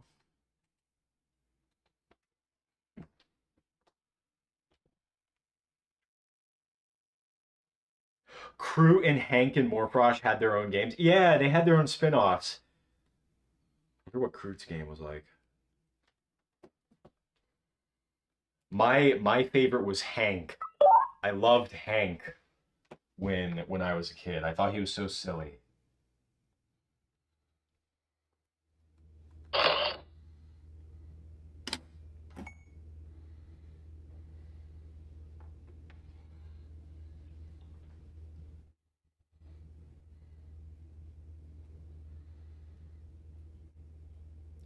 Crew, I don't know how to say his name. He must have shown up in Crazy Chicken Tales for a bit. Crazy Chicken Tales. That game pissed me off so much. That game was a scam. That game was like Super Cow, but worse in every single way. Because like the environments were like similar, like it was a similar setting to that of blanking Super Cow, but the game was just so much uglier, like in every way. Not to mention shorter. Like Super Cow, that's like a legit, like for what it is, that's like a beautiful game. And it ran really smoothly. People talk about how like Yoshi's Island was a super like beautiful 2D platformer. But for me, I didn't play Yoshi's Island as a kid on the Super Nintendo. But my Yoshi's Island was Super Cow. Oops. God dang it. Stupid toggle.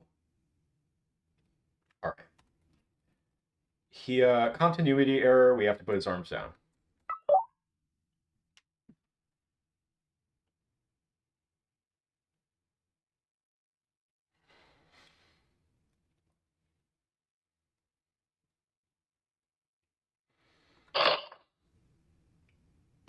No, I understand you. The spelling. As an American, at any single time you see like an accent on a letter or a character, it's so terrifying. It's like what? Huh? What? Mine draws a blank.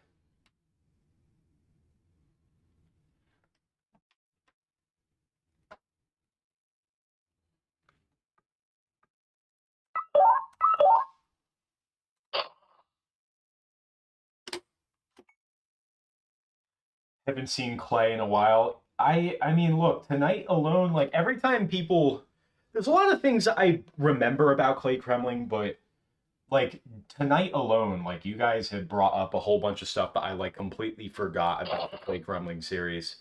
So I think we're gonna have to like do a stream sometime where we just watch it all together. Not when we're like in the middle of a project, maybe like a celebration.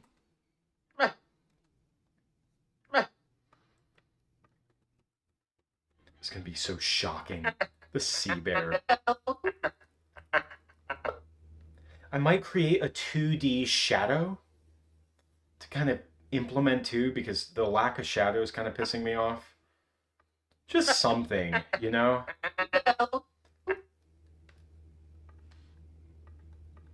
No. No.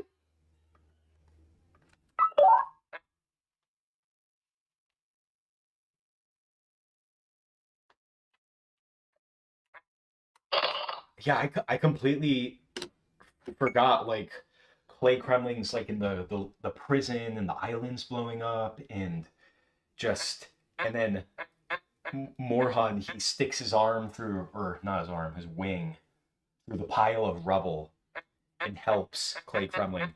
Yeah, I don't know why Morhan would do that. I think like it was because Morhan had like a plan for Clay Kremling. Gosh, it's just it's so funny thinking about all of these like bizarre, like weird love hate, like complicated Joker Batman relationship that Clay Kremling and Morhan had that I like imagined to myself when I was like 15.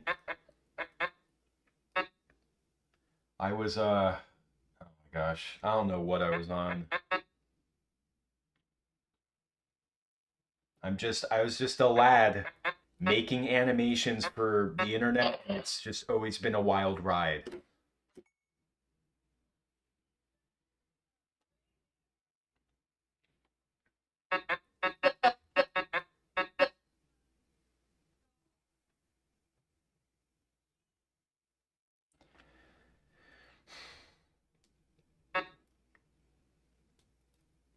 Yeah, memory's funny that way. I consider myself to have a pretty good long-term memory though. Granted, I don't know how that's usually measured, but I tend to have a pretty good long-term memory. Although I did get something wrong that I like just before I started streaming right now. Hello, I need my toggle on. So just before I started filming tonight, I I was watching I was working on the computer, but I had a James and the Giant Peach on in the background, and that joke, the one that I talked about where it was like uh guy jumps over the cliff and you hear the guy say, "Oh no, he's committed pesticide." I mistakenly thought that that was from Bug's Life, and I was like, "Oh my god, they would never make that joke today." But no, I was wrong. It was from James and the Giant Peach. The grasshopper and the the stick bug. I guess they just I don't know why I thought they sounded similar, but yeah, I was mistaken. I thought that was from Bug's Life, but it was from Disney. Touchstone Pictures, something like that. The thing that like doesn't exist anymore that like Disney just kind of had on the side where it's like, "Oh, we're going to release it in case people don't like it. We're going to release it under Touchstone."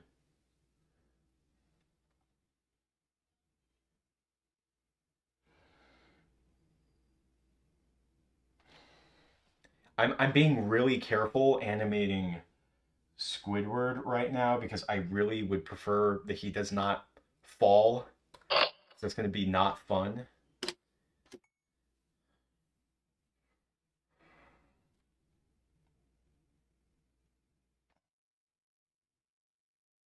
His center of gravity is different now. No.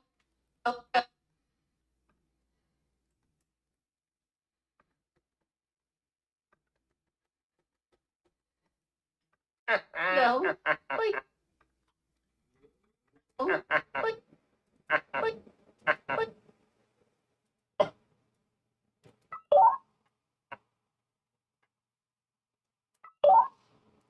Hey, thank you so much. It's all coming together. Yeah, there's definitely some frustration in the like, especially because we're streaming productions now, my productions, like, because we're streaming, there is going to be that frustration of like, yo, you've been talking about this film for a while. When is it going to be done? But like the time and energy that goes into it, that's where the quality comes from, you know? No shortcuts.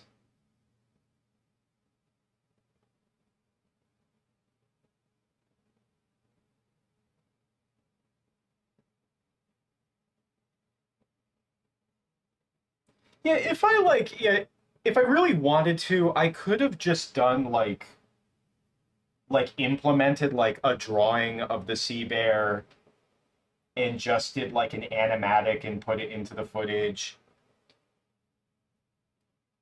It was just I didn't want to have to worry about adapting the sea bear or the sea rhinoceros to fit the Lego footage.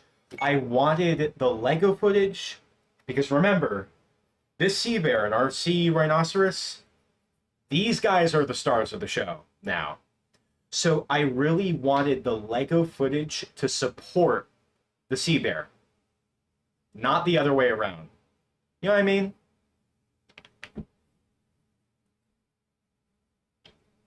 Oh, thanks, Hexatoons. Yeah, it's fun. It's fun talking about like just of course the animation, but also weird side adventures that I've just never have or probably ever will be able to convey on my YouTube channel through my animation films.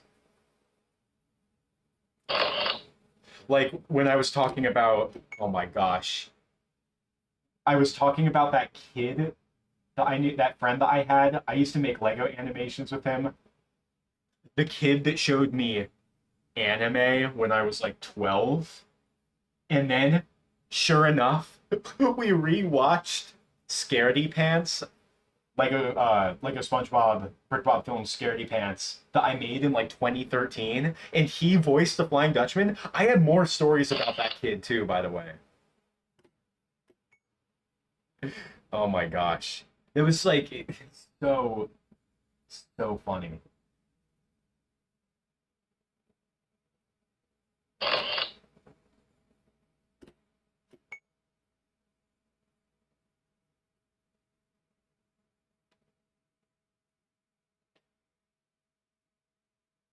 Boy, this like by all means, there is nothing about my content that is like I mean, the content of an animator, period. But there's nothing about my content that's like tailored to YouTube. You know, like these aren't meant to take off. I'm just trying to make something a bit fun for people. You know, get people's minds off of all the stuff going on in the world for a few minutes.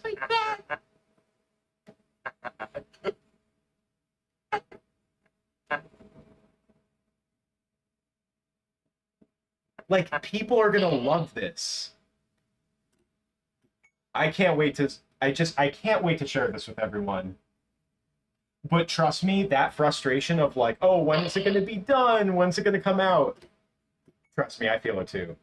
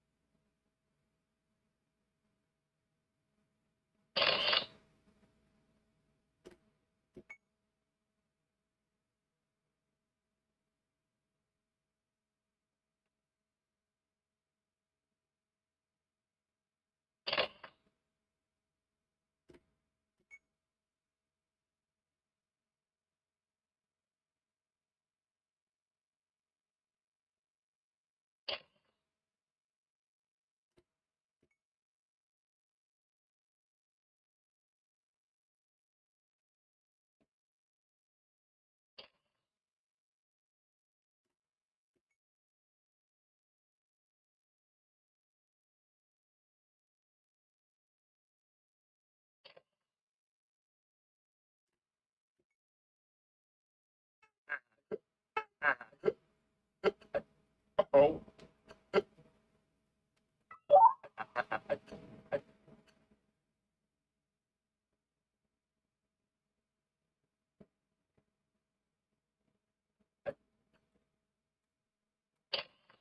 Based on how the sea bear like works, which is such a funny sentence to me. Based on how the sea bear works, I feel like there's got to be some kind of algorithm. There's got to be some kind of a system inside of the sea bear where the sea bear has to attack you like multiple times plus interest based on the amount of offenses that you committed out in the wilderness.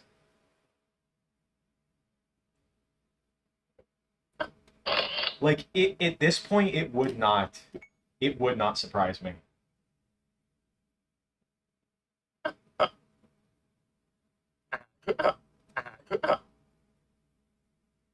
This has to be a bit more frantic. It's a little too stiff.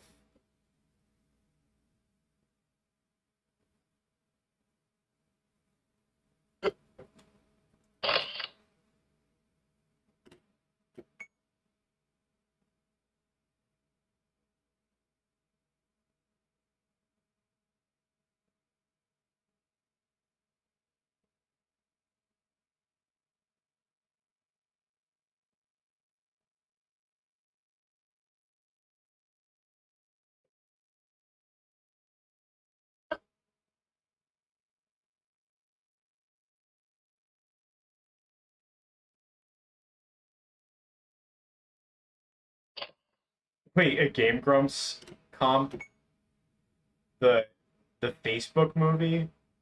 Are you talking about the whole Mark Zuckerberg, like Aaron Hansen, like trying to remember the name of the actor? Are you talking about that? Are we thinking about the same thing? Because I watched some Game Grumps in my time.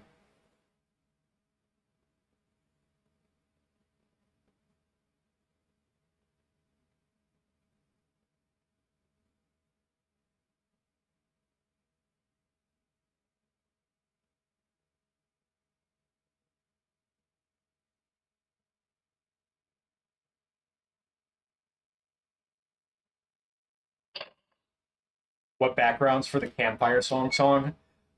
I don't have like a set in stone plan for it. Like the thing is, like already this whole sea bear, sea rhinoceros portion of the episode, it's required so much planning and so much preparation prior to filming and editing after filming that I want I want to just have fun with the campfire song. Like the fun in filming that is the fact that it isn't gonna be super highly planned and strategically planned beforehand. You know what I mean? Like I've had enough at this point. Huh? Huh? Huh?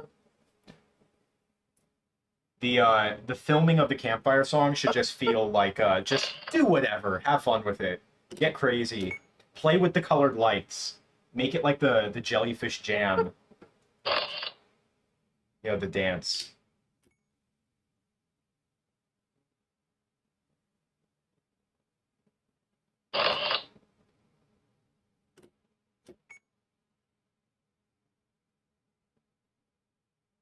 Oh, the Game Grumps Super Mario 64 playthrough. Yeah, no, I love that playthrough. There's a lot of good like hour long, multi-hour long uh like compilations of it, but my personal favorite is like the the Aaron descending into madness compilation because at the beginning of their playthrough, like Aaron's like, "Oh yeah, this is a really good game. Like it's very smart. It's really, you know, it's very significant." But then throughout the course of the Let's Play, he gets so angry at the game and just berates it and insults it. So funny. Huh? Huh?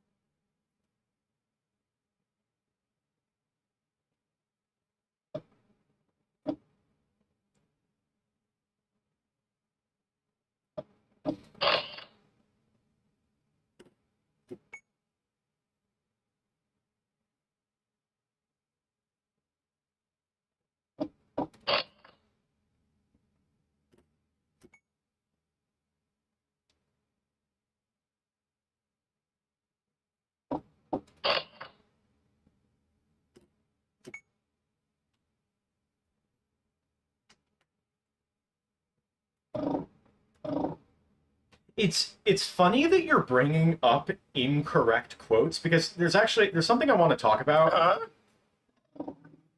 So it's like here's the thing. And this is why I think podcasts get a lot of flack as well. Like a lot of conversational unfiltered content like this, and I'm just saying this as a content creator, like what I'm doing basically, unfiltered, live, conversational. There's a lot of content like this online. Just because like a person like yeah, I don't care if it's me or if it's anyone else. Remember that we're we can be a little dumb sometimes. Me, I don't know it all. I I always I would get concerned like, "Uh-oh, I don't want to say something about anything that's incorrect or blatantly false misinformation. Like I don't want to do that." And that's not my intention to go around spewing nonsense online. But at the same time, it's like that happens in real life. You're speaking with someone and you get some misinformation. Like that just happens through conversation. Like we don't all know everything. We're not Google. So if I ever say something like just remember like Google exists, if I like spit out some trivia and you're like, "Wait, did that actually happen?" Like please look it up. Don't take me at face value. I don't know it all. And Game Grumps don't know it all. Like I would just and I'm not even talking about like podcasts or live streams or let's plays or whatever. Like get references, if it's really that prudent, You get what I'm saying. Trust me, just because a person, take me for example, old your old pal Lorenzo here. Uh I don't know everything just because I'm broadcasting onto YouTube and saying words on camera. The moon is only 100 miles away from the sun. Just because I say it on camera, and granted that's an extreme example, it does not mean that it's true. You know what I mean? But I bring this up because like there's a lot of people that will see like an Instagram post or one Twitter post saying something completely preposterous and then it'll ruin their day and they'll take it at face value and it's like no. Trust me. No. I am just as lost as the rest of you.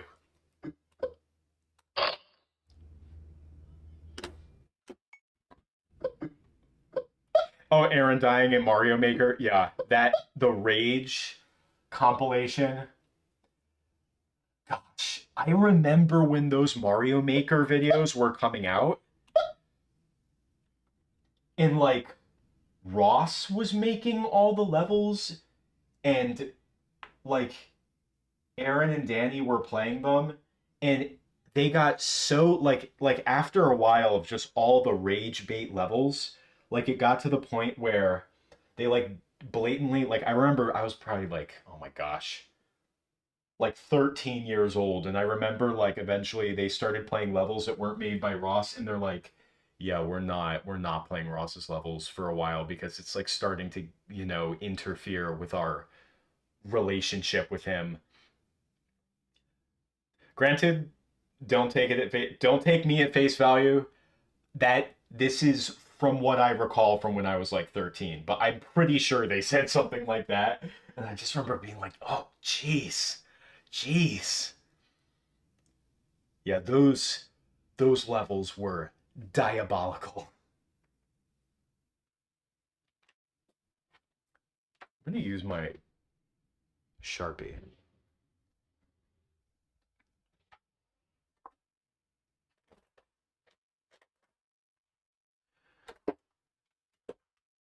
Where I put it.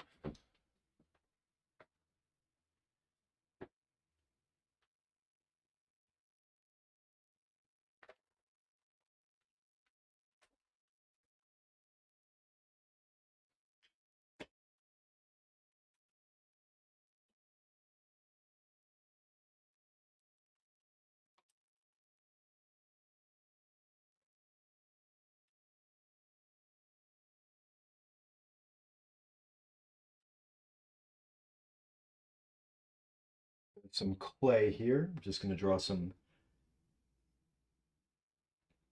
distinctly Squidward pupils. I'm going to be a little bit careful on how I handle these eyes because the oils in the clay cause the clay to not allow the ink to dry very well.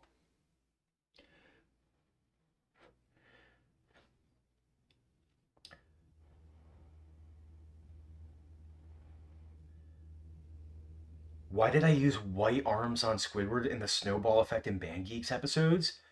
Oh my gosh, I forgot about that. I think Squidward also had white arms in Artist Unknown, if I'm not mistaken. But yeah, once again, I still have Squidward's disintegrated arms in my drawer. His arms just disintegrated, and I didn't like the Squidward color, it's a unique color. So I would just have to order another Squidward. And I did eventually. But yeah, his arms just disintegrated.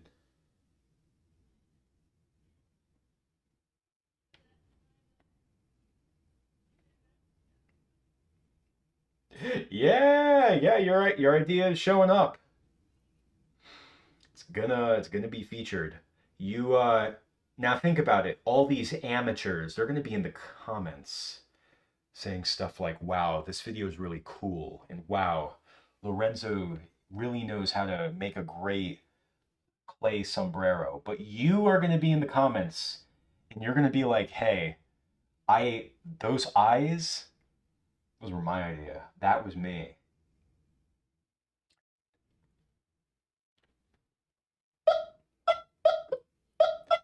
That's the other thing. I don't have all the good ideas in the world. I really don't. There have legit been some great suggestions working on this episode with you guys. I do not have all the ideas. That's one of the cool things about working with other people, especially in something like animation or just creative projects. Like, there have been times where I was working on creative projects. Like, I do a lot of work alone, trying to change that. But, like, I'll bring someone on and they'll just point at something and be like, oh, why don't you try it this way? And I'm just like, yeah, because one of the things when you do stuff alone all the time, at least for this kind of work, what I'm doing right now, you get tunnel vision and you lose your peripheral vision.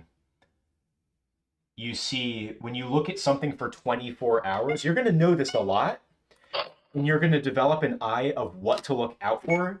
But remember, you're also I'm trying to think of how to word this.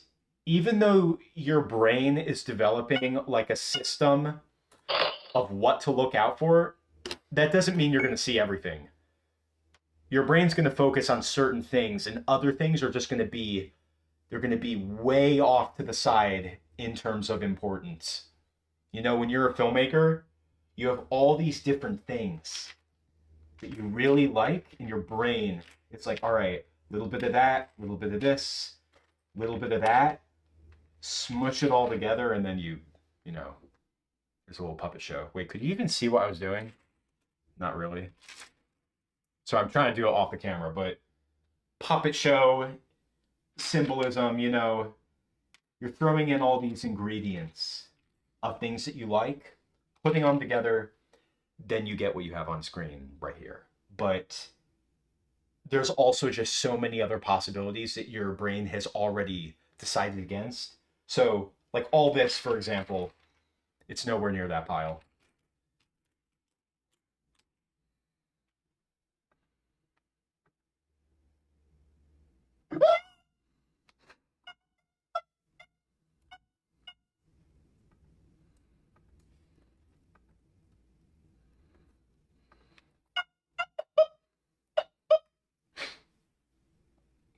I still couldn't do the original Scream justice, I don't think.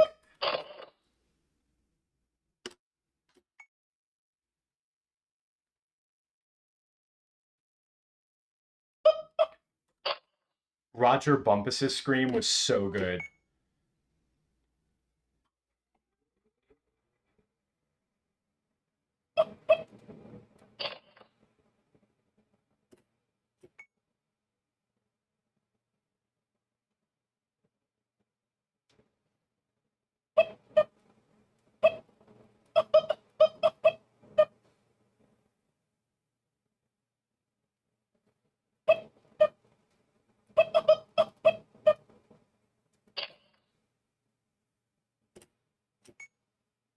When will it be released? There is no release date yet. I'm thinking of doing like a trailer to just kind of stir up some hype, but we don't have a set release date yet.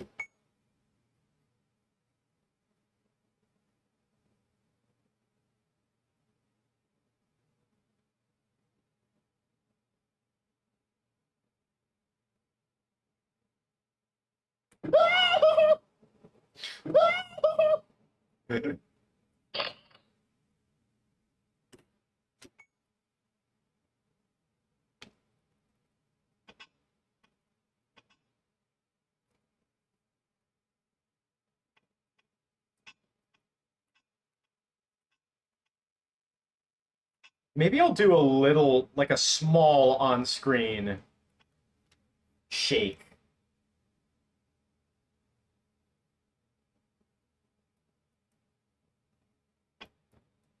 Yeah, a little trailer. Like, a trailer would involve, like, some editing and such, but I'm definitely gonna have, like, all the footage I go to, before I go to the West Coast.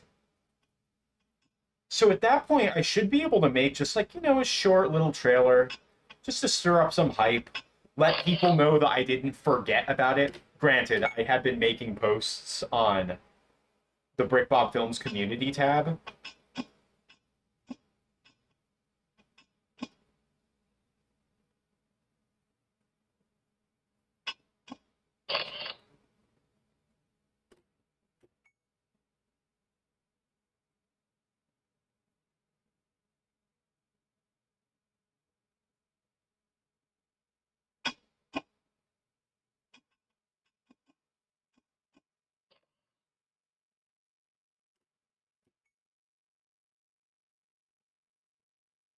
Just showing a little bit of what we filmed. Would be cool.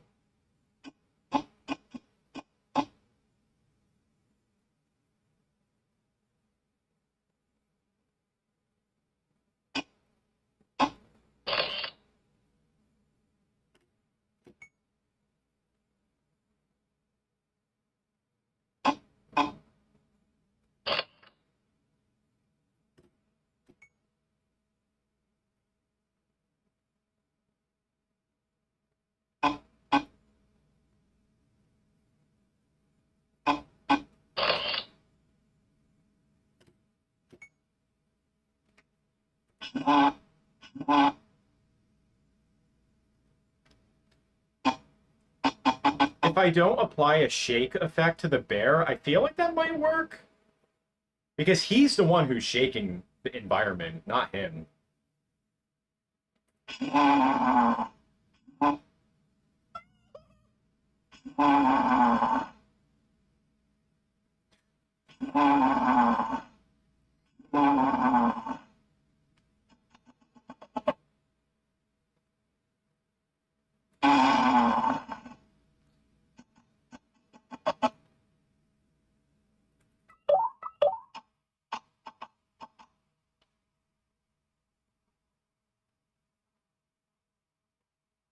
I love that all, like, the beating up of Squidward takes place off camera.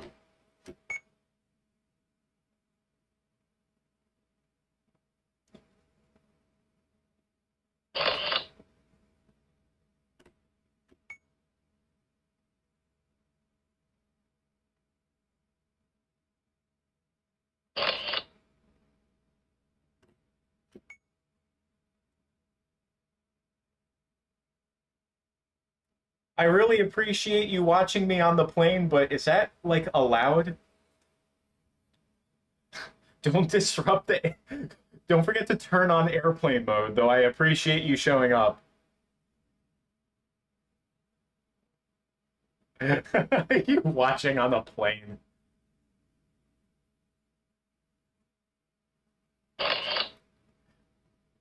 You got you guys say the craziest stuff sometimes.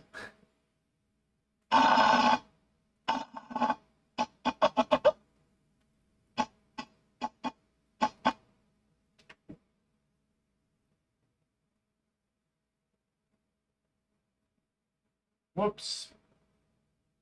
Confounded.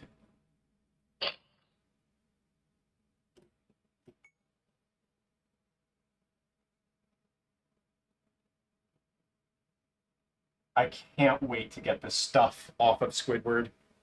Oh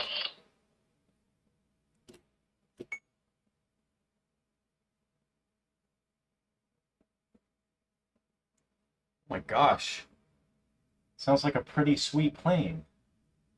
What the heck just happened? Oh, we got Jules out here. What a weird graphic. What?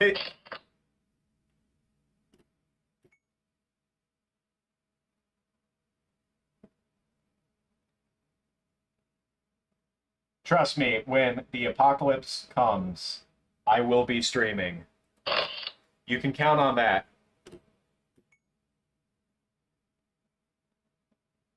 Yeah, we are finally bringing it all together. It's been a long time coming. The Lego SpongeBob BrickBob Films audience, they're all sharpening their pitchforks because they think that I'm not going to finish this. Oh God, he's going to fall. Yeah, this everyone's sharpening their pitchforks. It was so funny. There was like a comment that I saw on BrickBob Films. Someone said like, "Yo, when is this gonna come out? I've been waiting for so long." And someone responded, "Let him cook." And I was just like, "Ooh, man after my own heart. Cook." That is what is going on right now.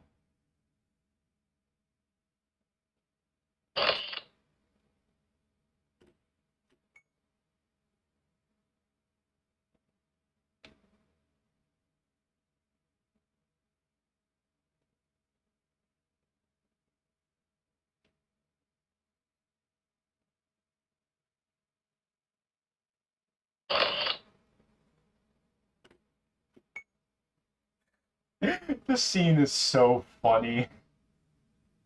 Squidward just getting attacked repeatedly. Like, this is a Squidward torture scene done right.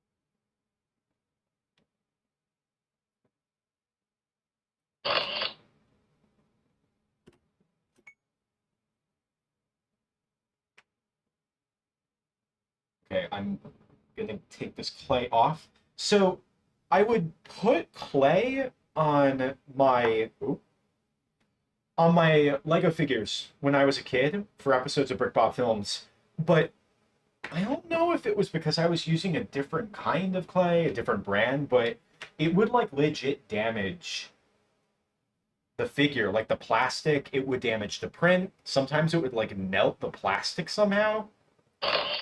And ever since then, oh my gosh, like that just traumatized me when it comes to like putting clay on my Lego figures. Like I'm super freaky about it. Very, very delicate.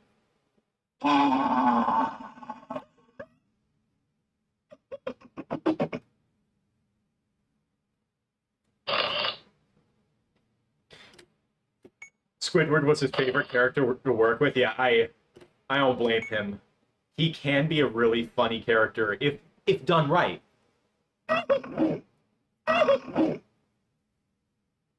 Oh.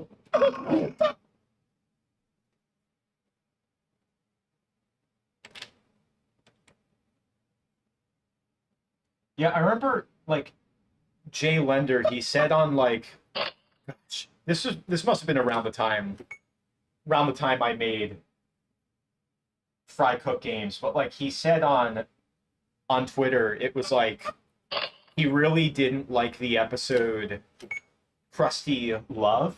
Well, I don't think it was that he didn't like it, but he was like, yeah, this was the weakest, one of the weakest pre-movie episodes they made, in his opinion. It was something like that. He was like, yeah, this episode wasn't that great. I don't feel super strongly about Krusty Love.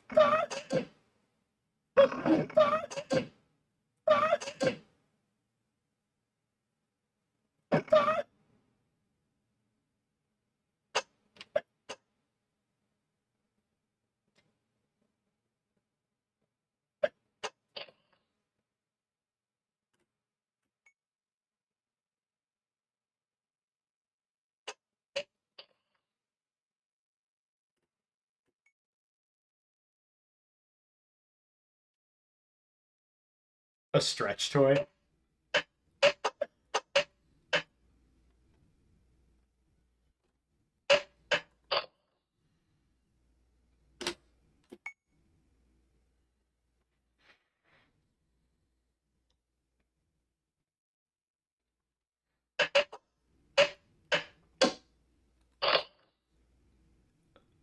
I remember the episode of SpongeBob where like Mrs. Puff, he like gets in trouble with the law again because of SpongeBob being an idiot.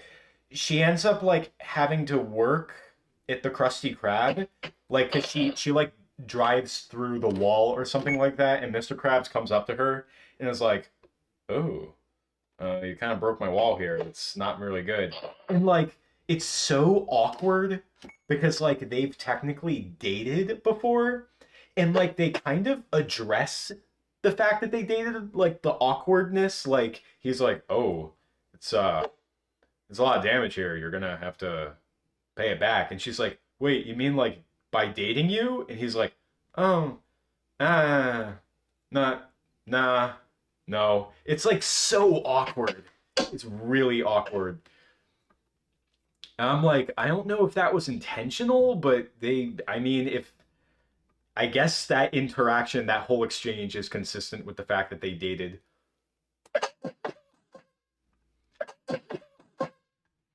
My gosh, it's so frantic. This is great.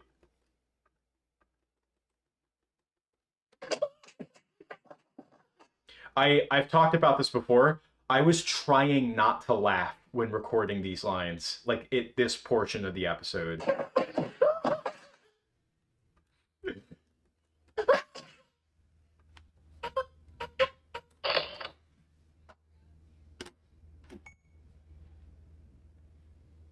Summer job, that's it. Yeah, Mrs. Puff is like, I like that they give her a dark side. Like there's a lot of like this, I'm trying to think. Mrs. Puff is like a weirdly like disturbing character to me. On one hand, her, I guess, manic behavior or like her dark past is justified because she's really just trying to have a very normal profession, and once again SpongeBob just being an idiot like kind of ruins her life repeatedly. So you kind of feel bad for her. But there's also like a dark past hinted at Mrs. Puff from like previous experiences.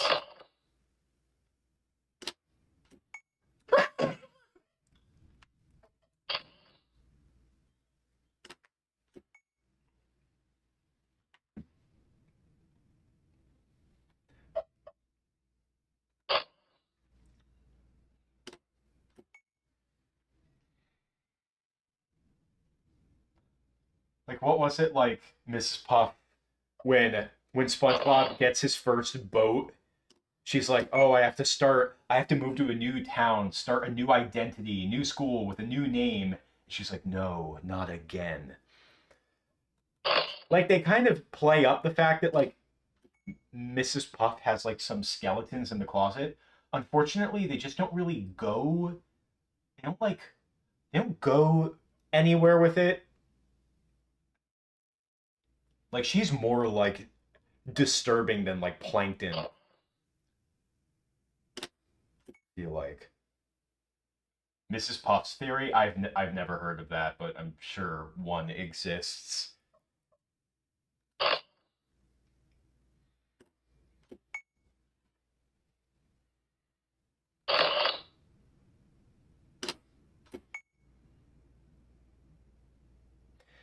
I'm your biggest fanatic. Yeah, I don't. That's another episode that I'm not really into.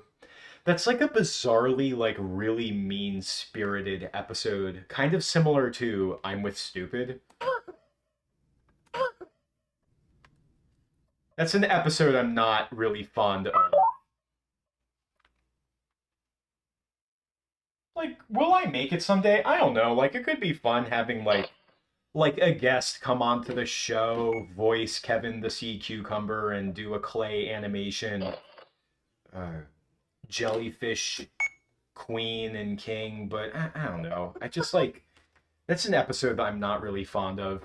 That's like another one of those episodes where it's like I really don't feel strongly enough about it either way to be like, yep, I'm gonna drop tens of hours of my life to make this into a film. You know what I mean?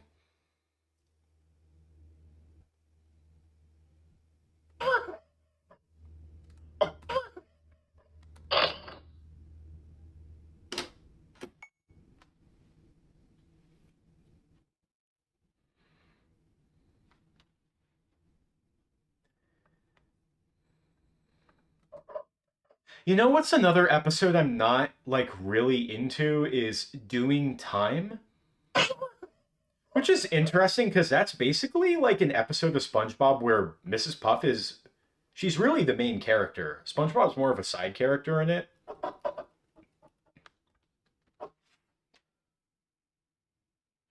But that's like a weirdly like dark episode. Oh my god. And we've ruined everything.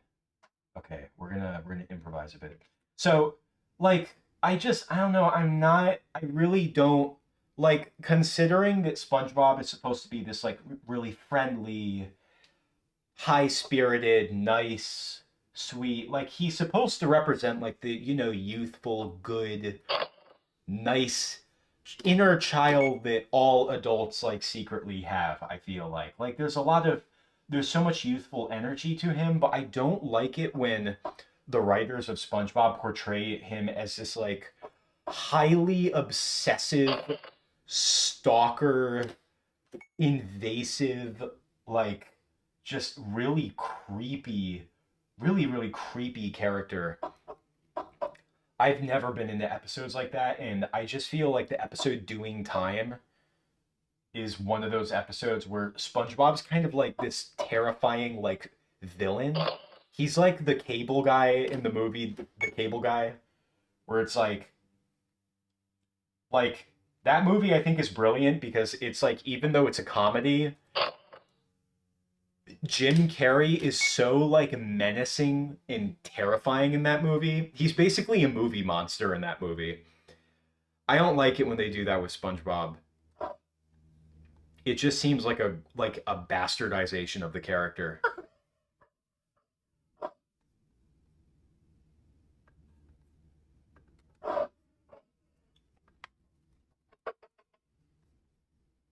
Like, aren't we supposed to think SpongeBob's like friendly and charming and stuff?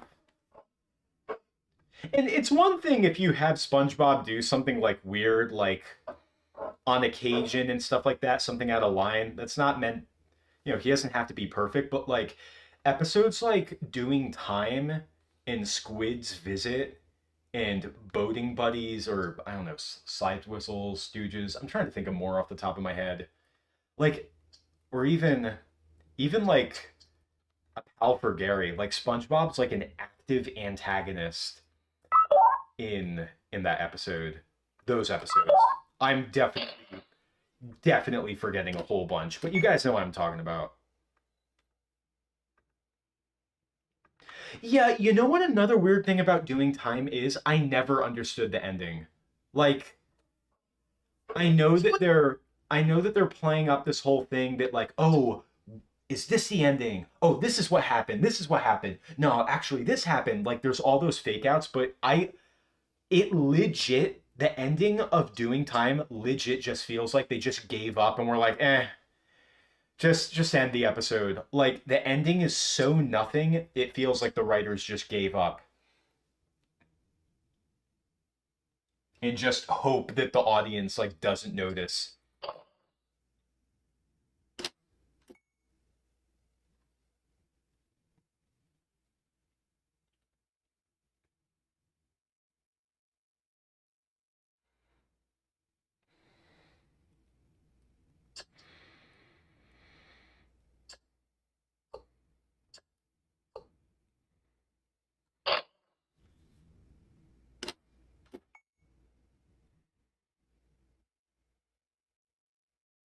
Yeah, the ending's very abrupt and just like, yeah, it's not a good ending. What? I do not. Like the episode I think it has its moments, right? I'm genuinely trying to think about it. Like one of the things about like rewatching SpongeBob, those classic seasons Squid. before like because in preparation for making this film, I was rewatching some episodes from my childhood to just kind of get in the zone. But what I think is interesting about going back to revisit those early seasons of SpongeBob from time to time is that I've learned to not put them up on a pedestal as much as I used to. I still do a bit, but not as much. Squidward, are you okay? Because here's the thing, like, everyone puts those classic seasons of SpongeBob on a pedestal. Everyone. And I get why, but I do think it's really interesting, like, going back every few years and revisiting those early seasons, seasons 1 through 3. I've come to realize, like, oh yeah, these seasons aren't perfect. They have flaws. They do. Season 2 may have these amazing episodes. But yeah, I'm with Stupid is there. Season 3 has absolute classics, like the camping episode. But oh yeah, then you have Doing Time. That episode is just like, eh. Like, those seasons, the pre-movie era of SpongeBob it definitely wasn't perfect. Are you? But yeah, just through a combination of just SpongeBob coming out at the right time and those classic episodes being really good, people were able to excuse the not so good elements of it. Are you okay? Like I'm glad about that. I'm glad that I can come back and rewatch SpongeBob and realize, oh yeah, this show's not perfect. It's just it came out at the right time. It was very resident, but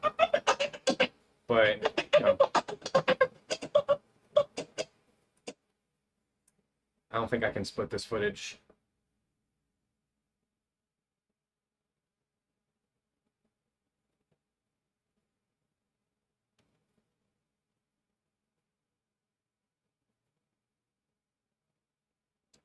I don't know how to split this reference movie. So I'm probably just going to move it at the end.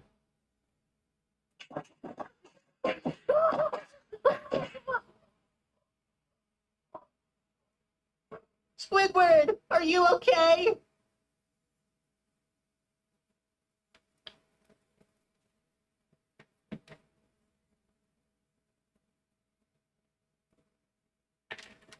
Uh, oh, this hand towel has dried out. I'm gonna be right back. I'm just gonna go to the sink.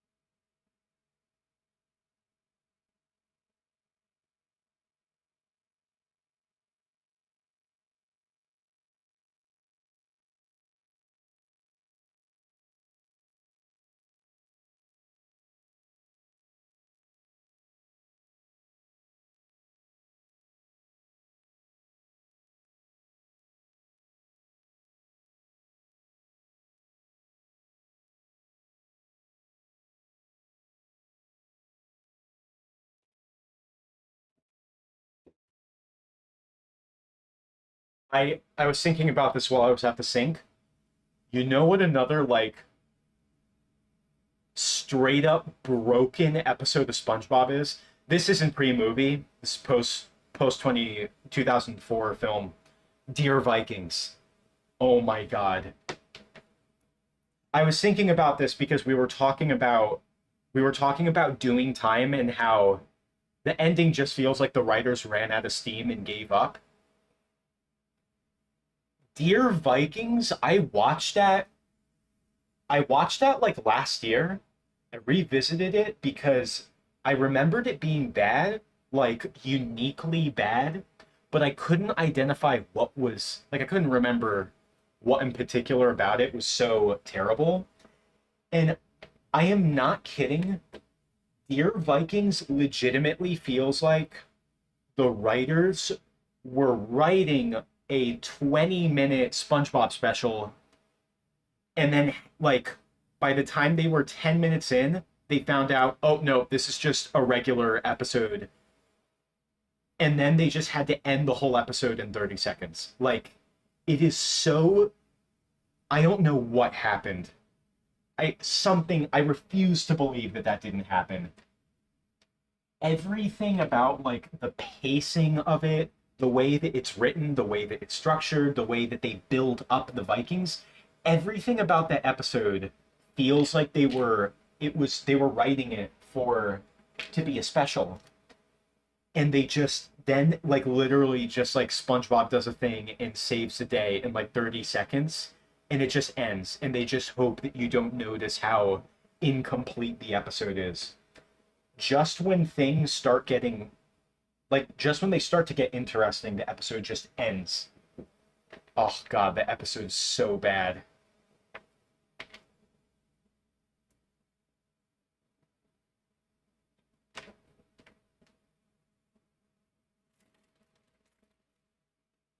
Maybe I'll give Squidward a right, like a white arm.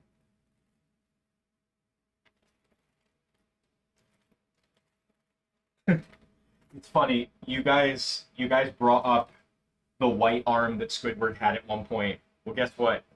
It's coming back right now.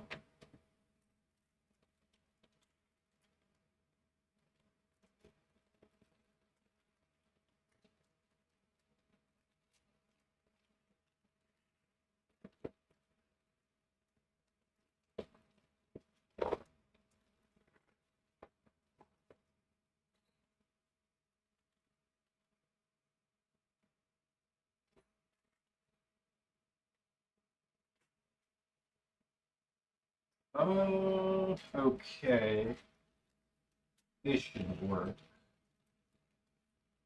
We have the Space Patrick.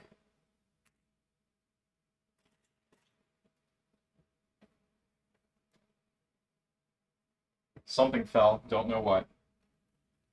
And then we'll have the white hand from Sandy. And that should work. Oh wait, no, not the white arm from Pirate SpongeBob should work.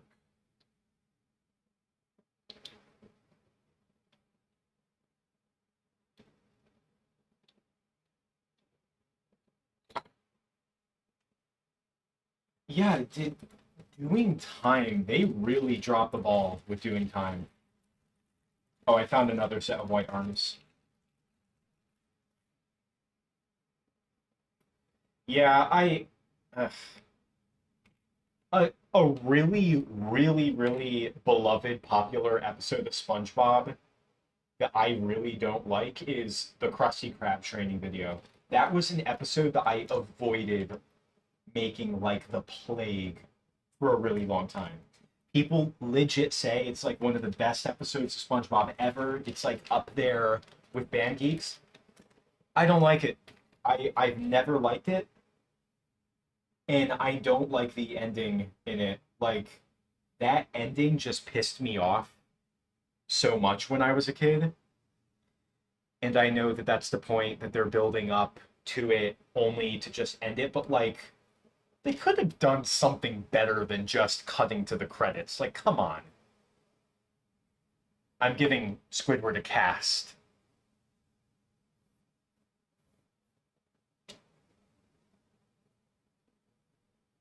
Yeah, ugh. Like I know they're building up to it. That's the whole joke. But I never like. Come on, do something, not just cut to credits. Like have the videotape break or something like that. Literally anything. Also, I just thought the guy who talks the whole time was just so annoying.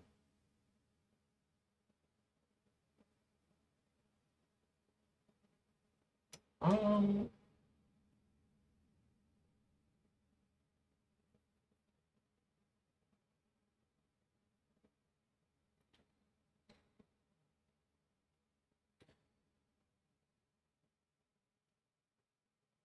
Oh, we were talking about doing time. I remember I liked the episode Demolition Doofus. Like I liked the evil redesign of Mrs. Puff. God, I forgot about that episode. That's another episode where like Mrs. Puff is like evil. Like she's legit like evil in that episode. But yeah, but I remember I liked like all the racers and the derby or the derby drivers, whatever you want to call them. I remember liking that episode. I saw it in like a hotel when I was a kid.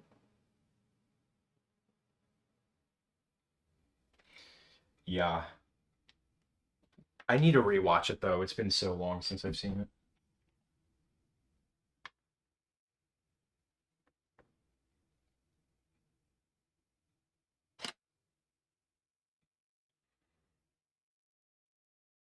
Sam Neill's gonna be in the live action Zelda movie? Really? I didn't know that. I remember watching I've never seen Sam Neill in anything else other than Jurassic Park. I remember seeing the Honest Trailers video for Jurassic Park, and when Dr. Alan Grant comes, like they do that joke where they have goofy names for the actors and such. When Dr. Grant shows up, they credit him as the guy from Jurassic Park.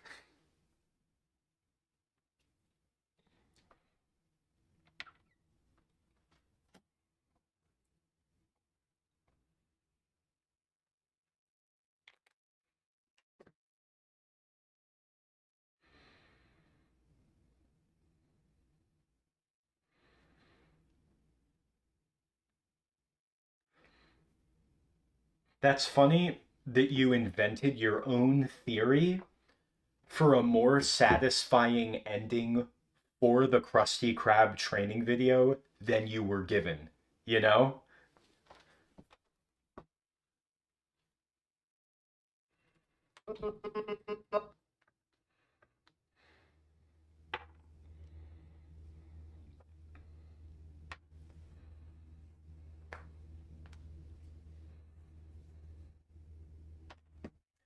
I don't know how I'm gonna move the stupid sleep air circle.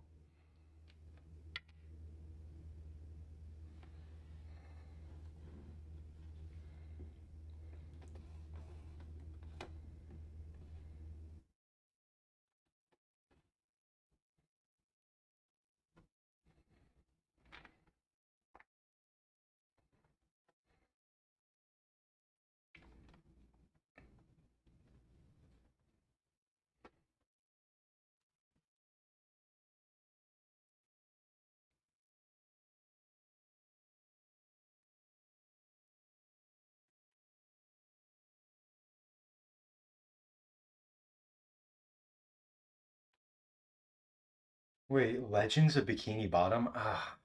It sounds vaguely familiar. I haven't seen it in a while.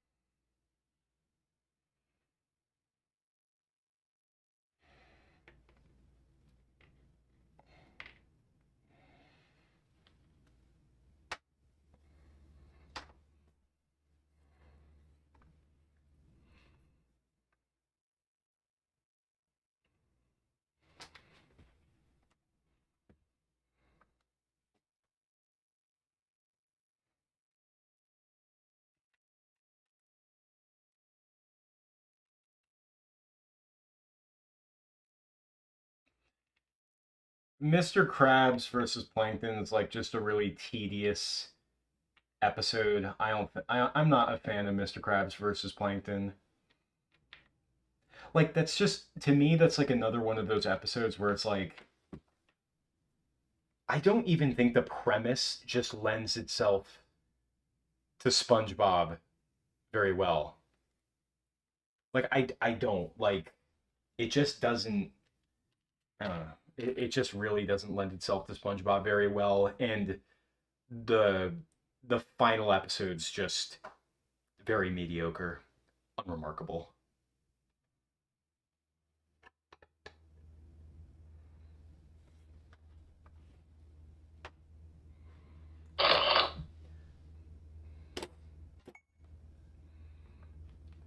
Mermaid Man and Barnacle Boy 6 is just kind of whatever. I like that's another like not that's another tedious episode.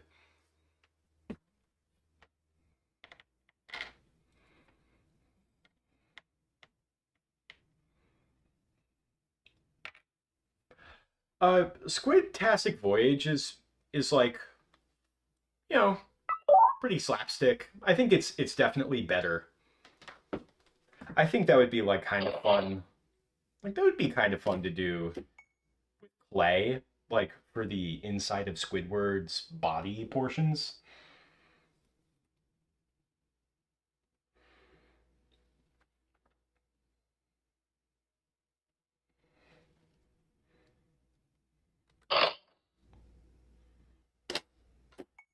The two faces of Squidward, it's really funny. That's another episode where like Squidward's like torture is like very like it's well done. It's so ridiculous, but it's a funny one. And I think another reason why the two faces of Squidward really works is because the climax of the episode just commits so hard to its ridiculousness that it just becomes brilliant. Like everyone talks like, oh my gosh, everyone talks about handsome Squidward because of how so unbelievably goofy that ending is. That was another that was another like really well built up. It's not at all like doing time where like they really couldn't figure out like a clever way to have a climax to that episode, so they just kind of give up. Like the camping episode, which we're filming right now, obviously, this is another episode where it's like the whole sea bear attack portion like is the perfect climax to everything this episode's been building up to.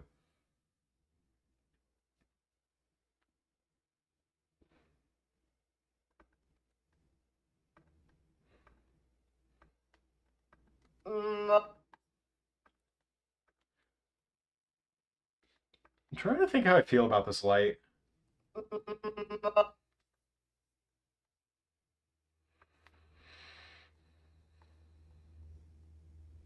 Oh. Quit.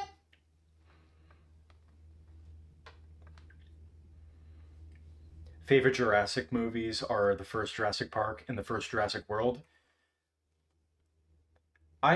Yeah, that's fair.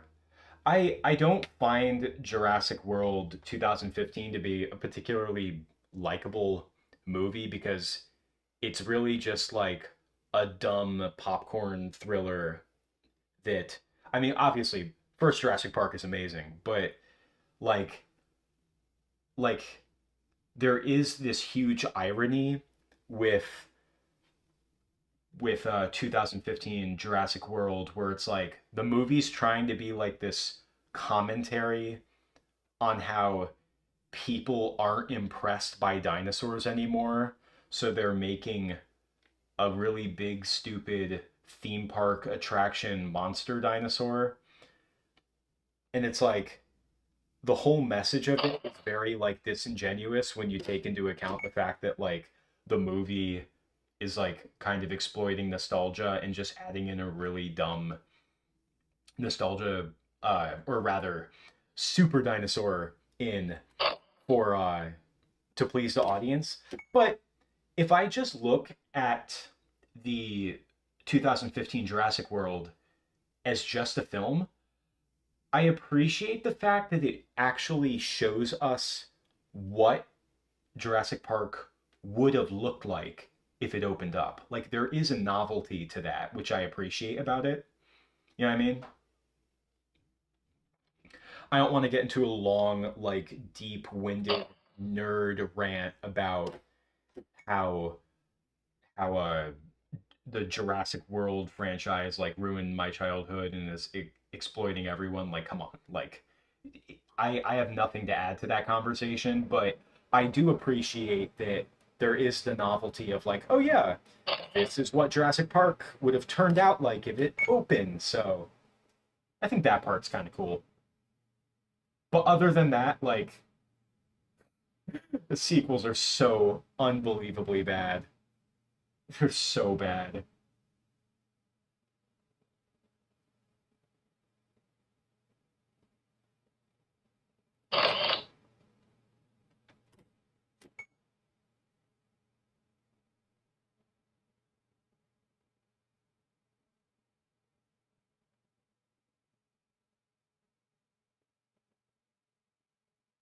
Uh-oh. I just realized something. So we are approaching the 3 hour mark for our stream, and I just realized that this shot that we're doing right now is like extremely long. So I think we just gotta go for it. I can't turn back now.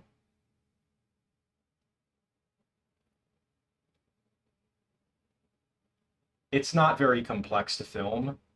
Just moving this sea bear circle's really annoying.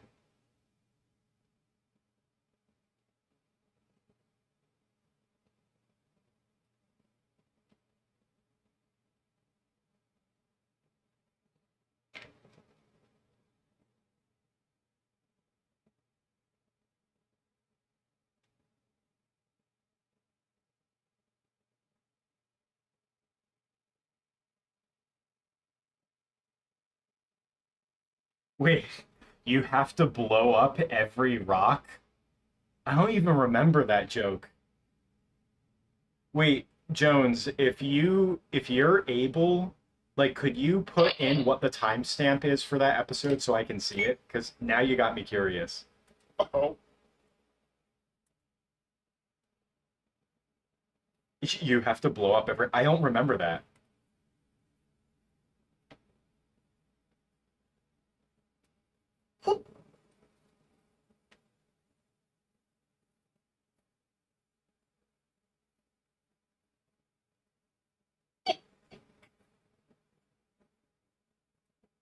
Quick!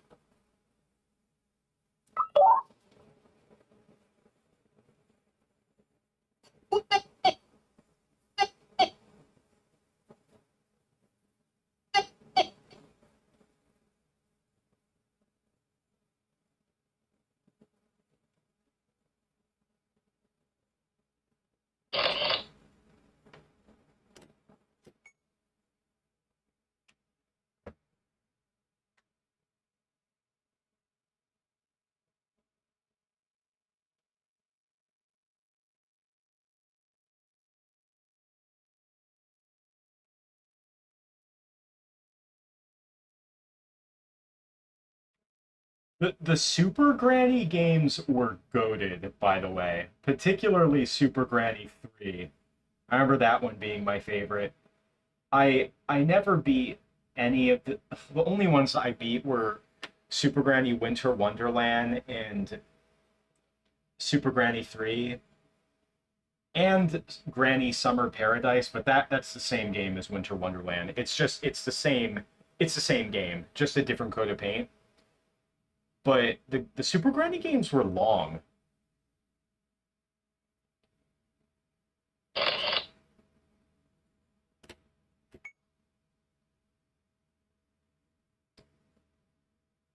Okay, the 1244 mark. All right, we're gonna take a look.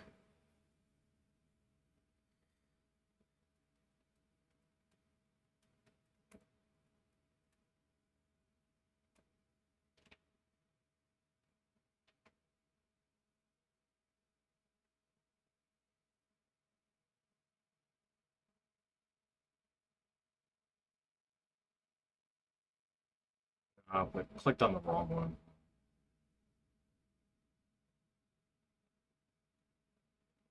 Oh no, are we gonna hear, what is it? 17-year-old me? Take this for example. Oh my god. Level so loud. 69, double is trouble. Take this for example. Level 69, double is trouble. You pick up a bomb, you walk it to the rock, you wait for it to blow up, no. then you have to go back and get another bomb. Then you put it at the next rock and wait for that to blow up. I'm sorry, I gotta put this on the screen because it's too. We have to endure this together.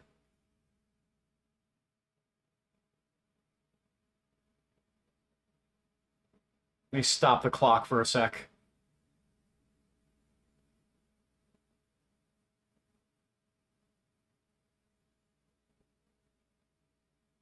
Winter Wonderland. What? Okay, wait. Solving a level while also outsmarting danger leads to a very satisfying and rewarding game experience, which is why the worst Super Granny levels are just drawn out, boring, grindy levels that you already know how are going to play out before you've even started moving Super Granny yet. Take this for example. Level 69, double is trouble. You pick up a bomb. Of course it's level 69, naturally. You walk it to the rock. You wait for it to blow up. Then you have to go back and get another bomb. Then you put it at the next rock and wait for that to blow up. You have to blow up almost every single rock on the stage. Who thought that this was a good idea? And you see, guys, that's kind of the biggest problem with this game. Despite having all of the mechanics of a Super Granny game, the level designs themselves don't do it a whole lot of justice most of the time. Everything else about... You could tell I was spoiled by Super Granny 3, but yeah, that episode, excuse me, that level pissed me off. You have get another bomb. Then you put it at the next rock and wait for that to blow up. You have to blow up almost every single rock on the stage. Yeah, this level was a troll. Yeah, like I could have just, looking back, I could have just made all the Super Granny, like all the games could have been in one video. Did I need to make a 17-minute, almost 18-minute episode talking about just Super Granny Winter Wonderland? Super Granny 2, by the way.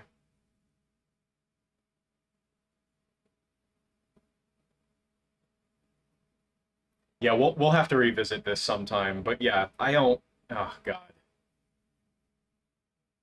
I don't know why I just thought like, yep, whole episode just talking about this. Once again, like a lot of creatives do, I grossly overestimated my ability to just put out stuff. And this is something I still do today. You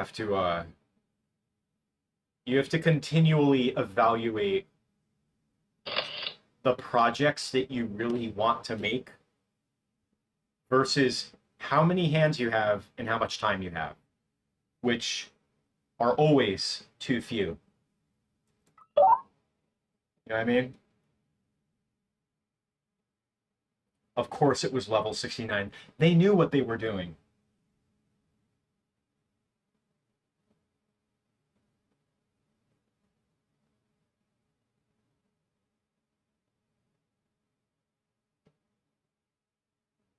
Yeah, Super Granny 3, though, I don't think you could do this. Oh, maybe you could in Super Granny 2. There was like a level builder mode, which you could just play around with all the game's assets, be your own Super Granny developer. I thought that was cool.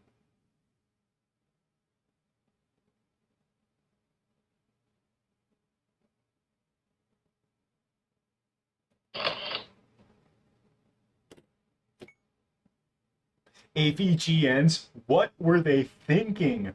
I mean, look, let's not beat around the bush. Clay Kremling was just little Lorenzo angry video game nerd clone.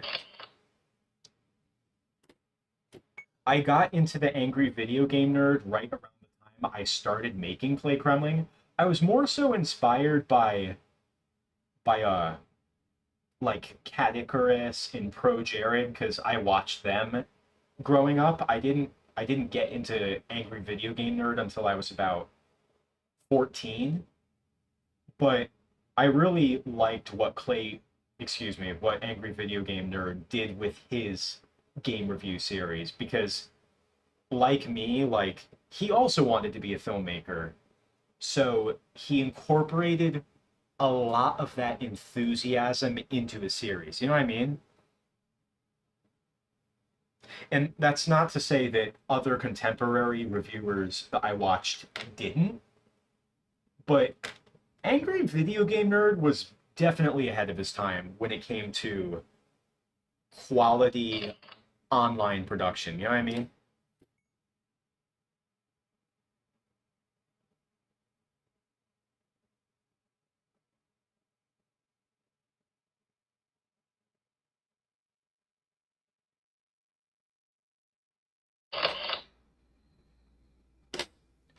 JonTron. I didn't watch JonTron growing up, but I remember that everyone always held JonTron in very high esteem in terms of like his production quality. But yeah, I never got into JonTron. I remember he had a bird. His bird had like glowing red eyes. It's actually kind of funny because I had a bird too at the time. And even though he didn't have glowing red eyes and didn't speak, he 100% might as well have. Like anyone who has had like a parrot knows. You guys know what it's like.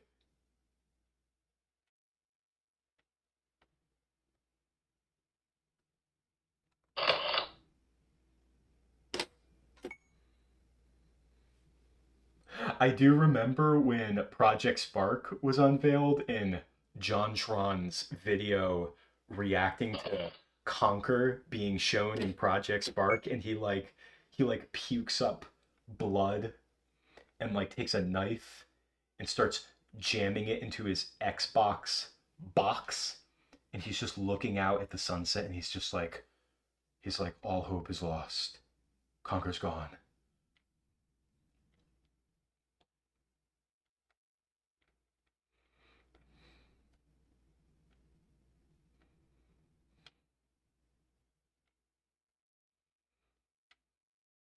Yeah, I don't know where he was based, if it was like New York City or like LA or something like that. Cause I remember he collaborated with like H3H3 and stuff like that. Cause I watched H3H3 growing up and all the way up until he did the podcasting once. Like, cause I just never had interest in podcasts. But once he started podcasting and like he stopped uploading to his main channel, that was when I was officially done with H3H3.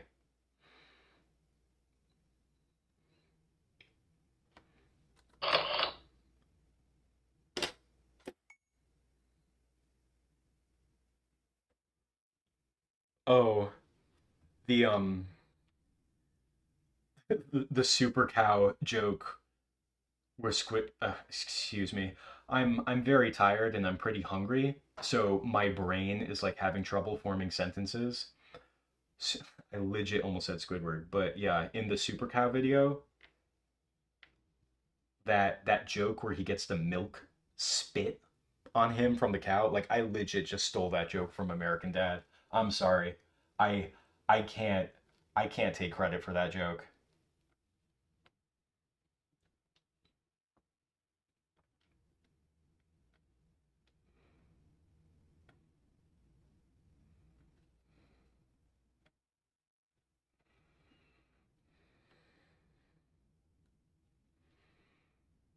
But Gosh, Clay Kremling episode 20 was crazy. That was like my own, basically my own Shaun the Sheep episode.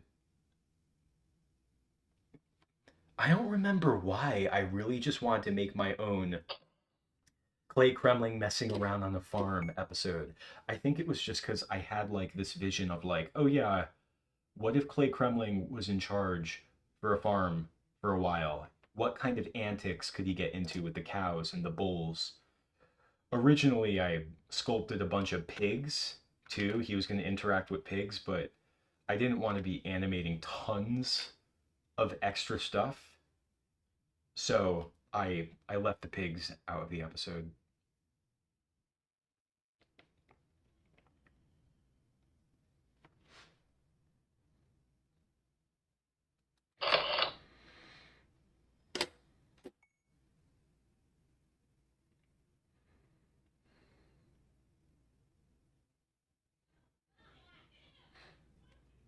How are we doing?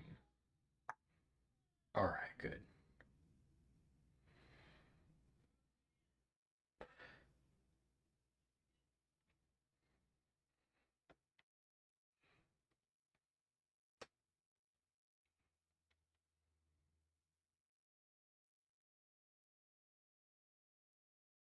Gosh, it's so crazy thinking about like all these content creators that like oops.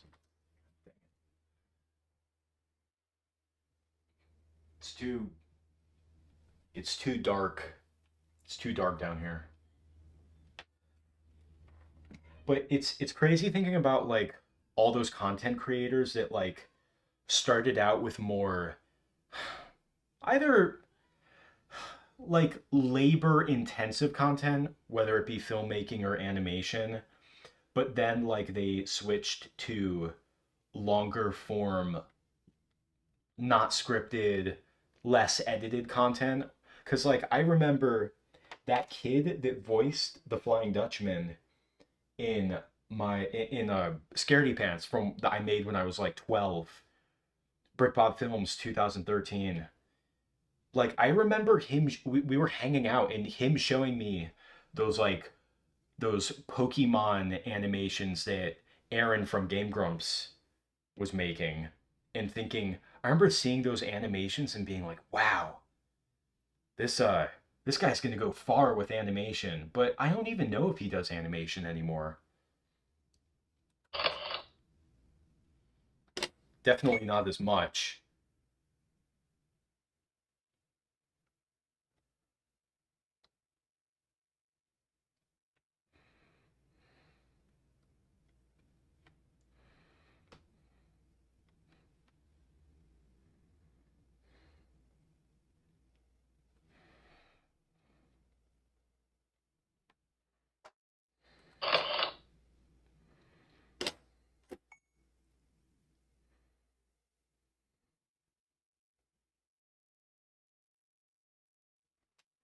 Not include a cameo from the Yeti that beats up Clay.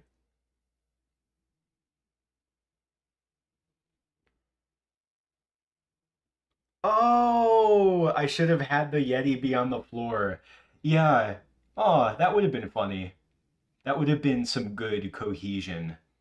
Shoot, I never thought of that. Gosh, definitely need to do a dedicated Clay Kremling stream. It has to be like for a cause. It's like revisiting Clay Kremling for charity or something for survivors of Clay Kremlingism. What that means is just people who grew up watching Clay Kremling. I'm so sorry.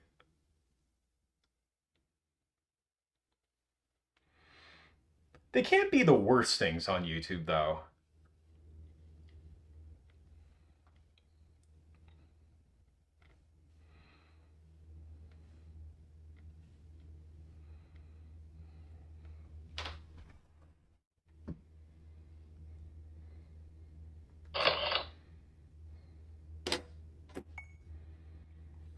I want to make sure that I have them move into the center. Oops. Hold on a second.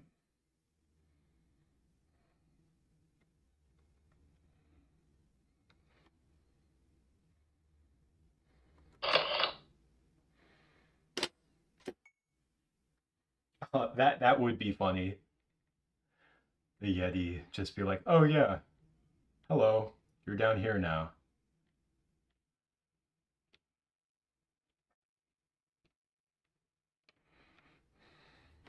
Yeah, clay crumbling was just like, I think of it as just like another phase of growth for me. You know, it's not pretty, it's disjointed, little vulgar, little disproportionate, kind of disturbing at times, but you know, it did represent like a vital development time in what I could do with animation. Like a lot of things like from the production quality to Clay Kremling's design, like they evolved quite a bit since I began the show. Like the way that I constructed clay puppets, because keep in mind when I made, like when I conceptualized Clay Kremling, I really didn't have much experience doing clay animation. You know what I mean? So I was still refining and developing a lot of like my techniques when working on that show. And it ultimately just benefited things like BrickBob Films and other projects. But I mean, I've said this once and I'll say it again. Working on a diverse range of projects will always help you grow.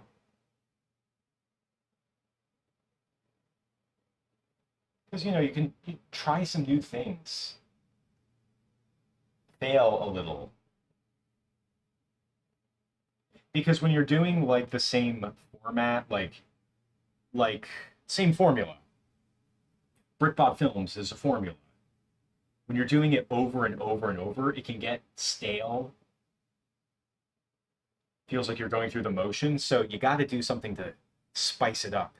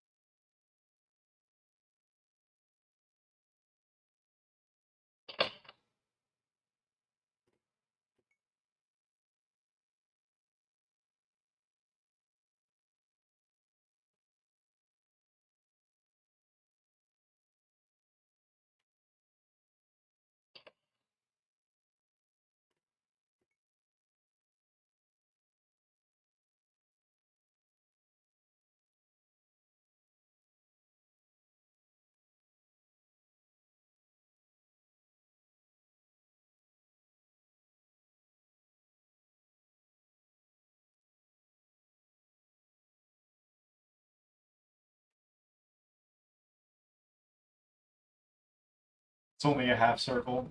Move it more.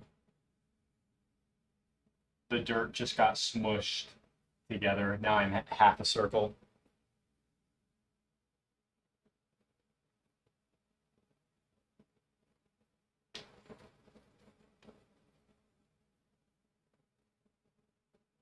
Oh, quarter circle. I lied. Not as bad. Oops.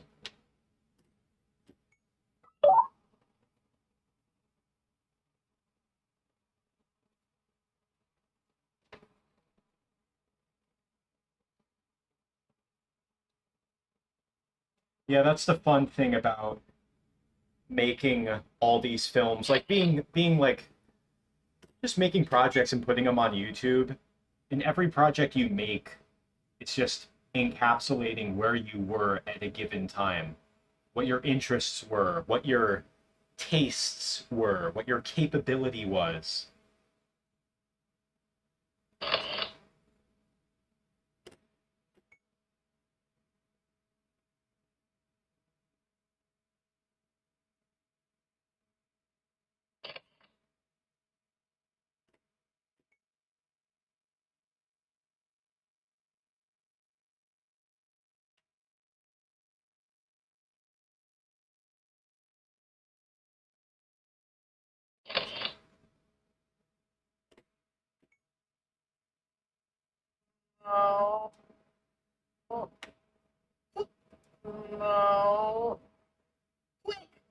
inside our anti...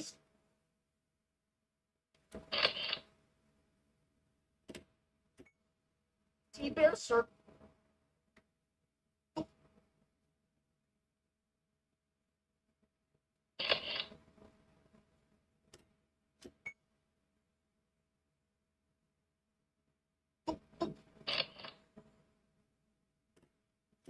It's such a brilliant climax because it's like everything about the sea bear, like all the stupid rules, the circle, the stimuli, it's so stupid. And then Squidward just has no choice but to submit to the stupidity because it's the only option to save his life. It's so brilliant. Before he comes back.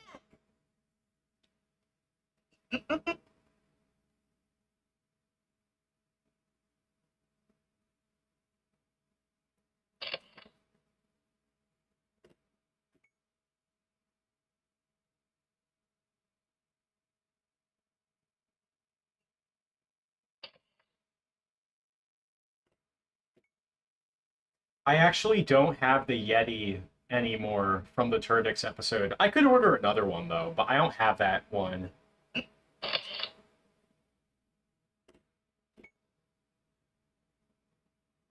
If I ever remade Sandy, SpongeBob, and the Worm, maybe I would. But to be honest, I'm just like, even though that episode would lend itself to the clay animation really well, I'm not big on that episode. I find it to be a kind of episode. Like, that's the thing, like, we put those pre-movie era SpongeBob episodes on such a pedestal, but like, how many times have we been talking about the pre-movie SpongeBob episodes? I'm like, that episode's that episode's over and over. But that's the thing, it's like we remember those amazing moments from those really good episodes, and that kind of fills in the blanks. It's nice that, like, there's that capacity to remember only the best moments and look over the flaws. Sea bears often attack more than one.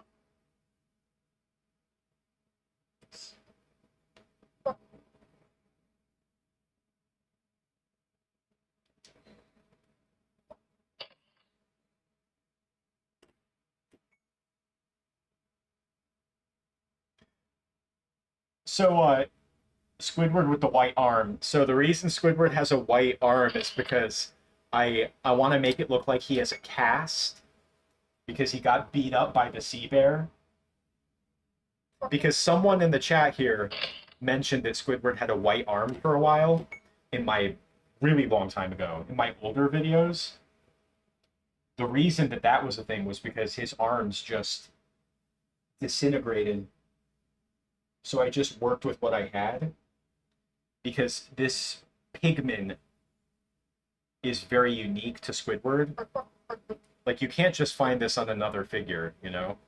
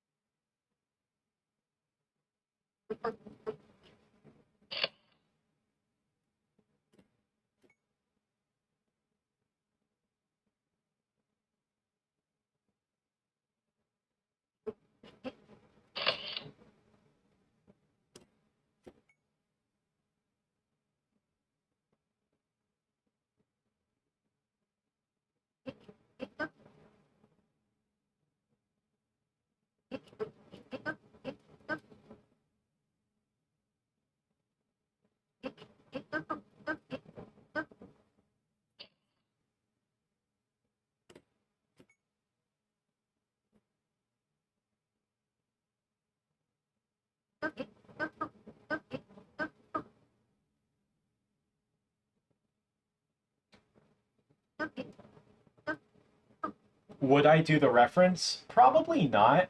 Like, here's the thing about Clay Kremling. I feel like references like Easter eggs and cameos and stuff, you don't just do it for fun. Like there has to be a reason. Like I mean, is it fun? Yeah, sure. Have a little cameo? Sure. But you also have to think about it deeper. Do I want future audiences to discover my work to go back and watch Clay Kremling? Like if I like let's say I took a character, an obscure reference from Clay Kremling and I was putting them in the background just once in every single episode of BrickBob Films.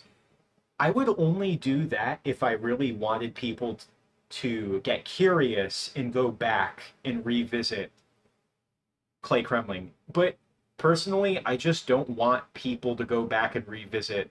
Like, I don't want new audiences to go and watch Clay Kremling.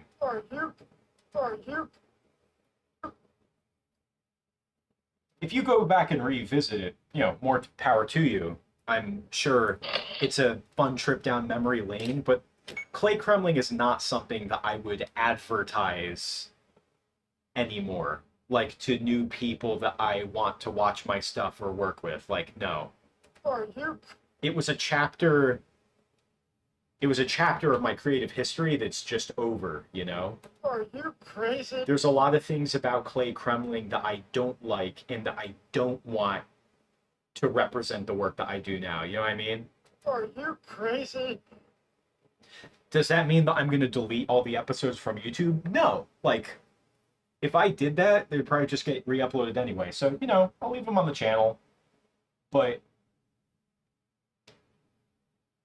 I'm not going around trying to generate curiosity for new generations to discover that show that I made when I was 15 that only had like a few episodes, and I have definitely no plans to ever make any future episodes again. I feel like could I have a cameo like using Clay Kremling, like adapting his design into like a new project or something? Like sure. Like I've thought about that. I've talked about it on stream. Like I could like change his design and stuff, but I would rather get people excited for what I'm doing now. Not I don't really want to direct people to go and discover Clay Kremling.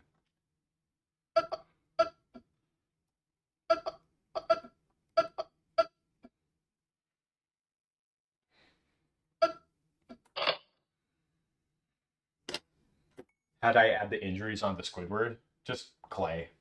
Always Clay.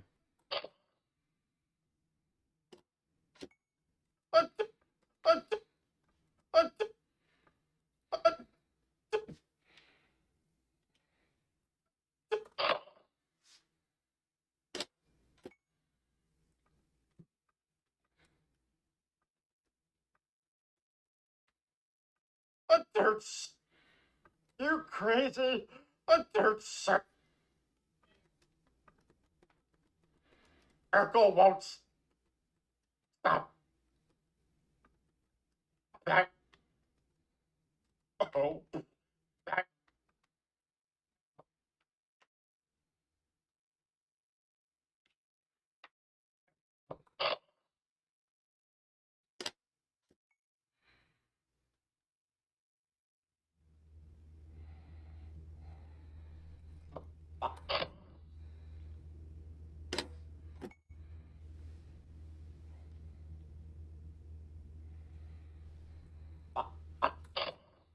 Do I speak Portuguese? Eu falo pouco. Eu preciso praticar mais. Need to learn more. Need to practice more. I just don't have really anyone to speak with. I don't really have regular contact with any Brazilians.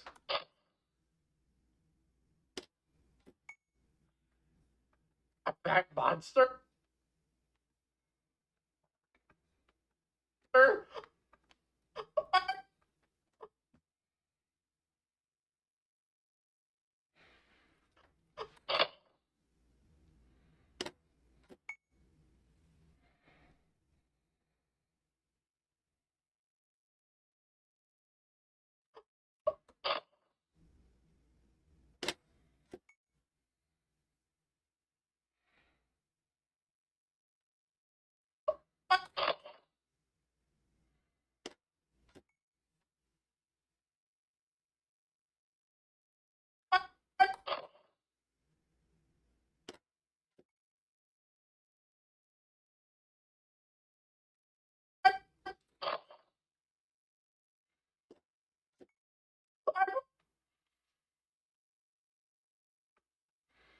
I'm ready for my life.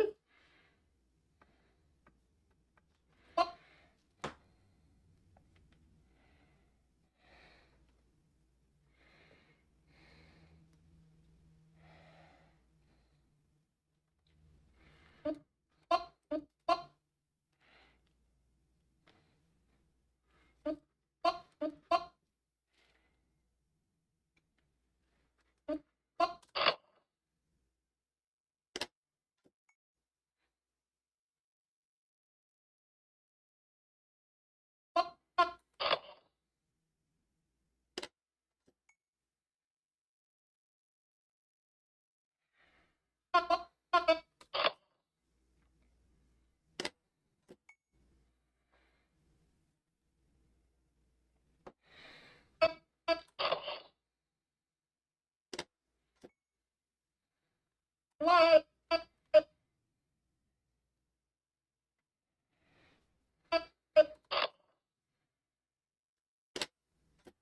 Life. Life.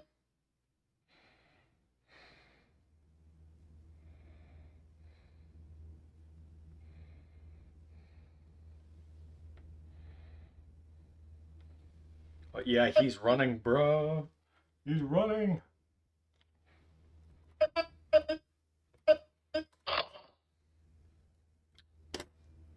Wait, that doesn't work. Foot has to be going forward.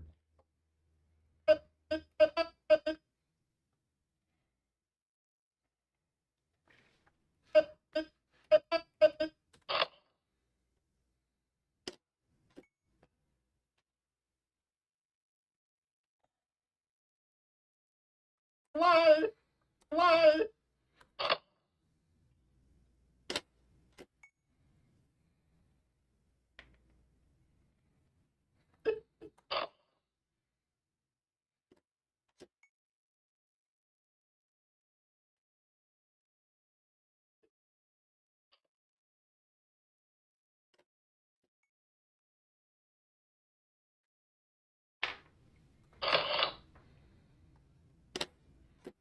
Life.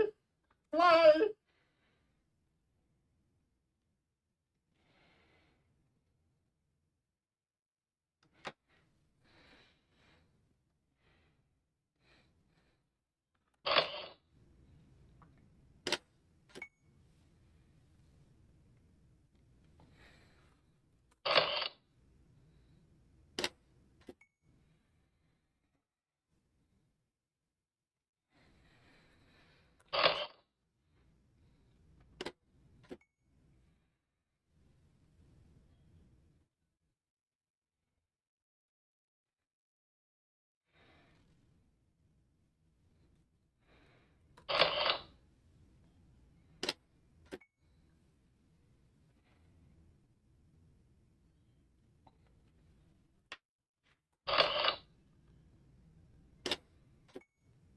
Life.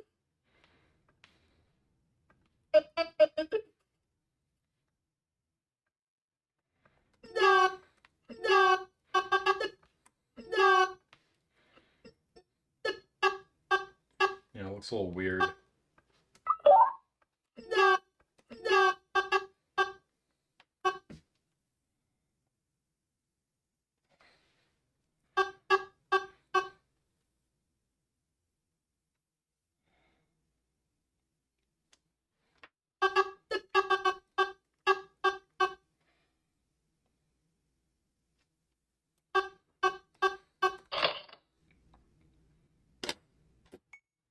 Hey, thanks, man. Glad you're here. It's been a long haul. We are making progress. Look at that, almost 900 frames in. Yeah. Oh, I have to take that backdrop at some point. Forgot to do that. No. No.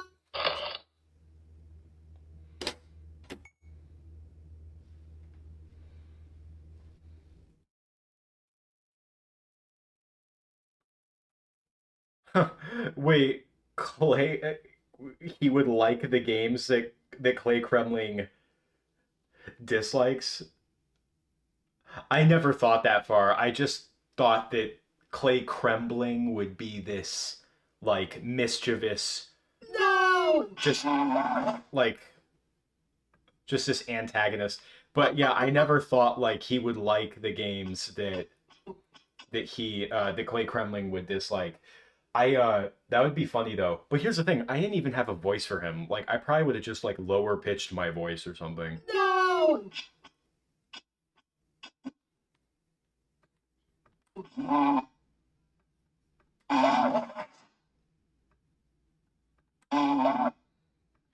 God, the screaming, the screams of terror.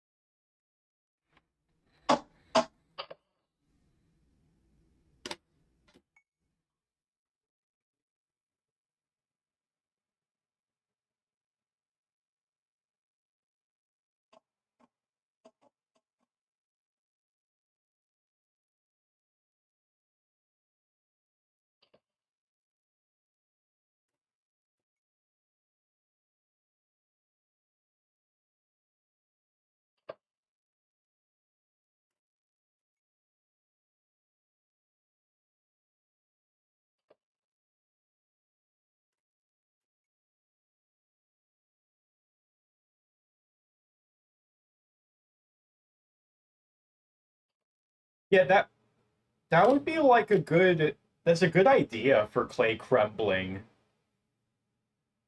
Yeah, I really never thought about what Clay Krembling would do aside from just being an evil clone. Or not clone, but just an evil version of Clay Kremling. I never put a tremendous amount of thought into it. This is so good.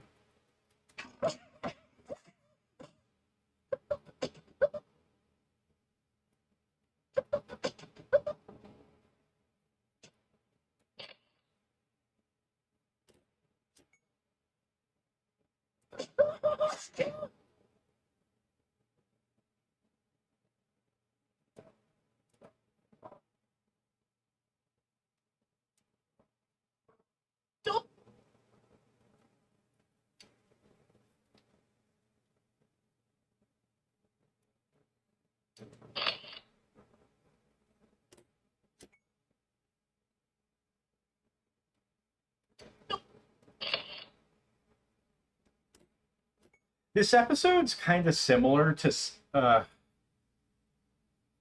gosh, Idiot Box. Yeah, that's what it's called. This episode's it's similar to Idiot Box where Squidward the only thing that Squidward has to do is accept that SpongeBob and Patrick's stupidity is the answer. Idiot Box is really, really fun. But like it's the same kind of formula that like whereas in Idiot Box Squidward just needs to accept the the stupidity in order to embrace his imagination. Like once he lets go of logic and embraces the stupidity, he has a great time. Then it backfires. But this episode is just so funny because Don't run! his life depends on it. Uh-oh. See?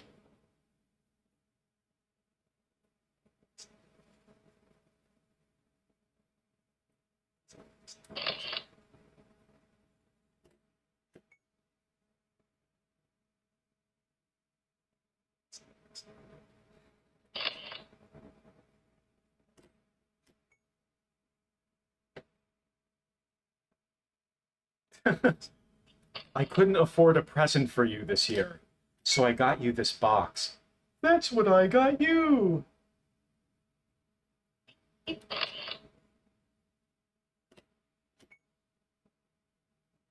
Sea bears hate Okay, maybe I can cheat a little bit right here. Can reuse this animation. I see no reason why not.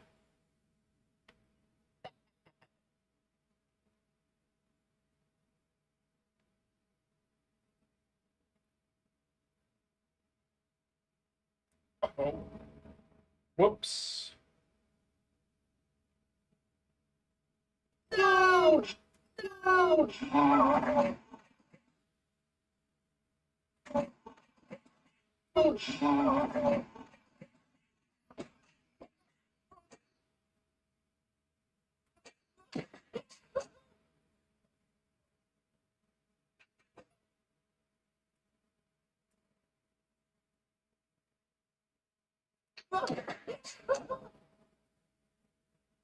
Whoops. Nope.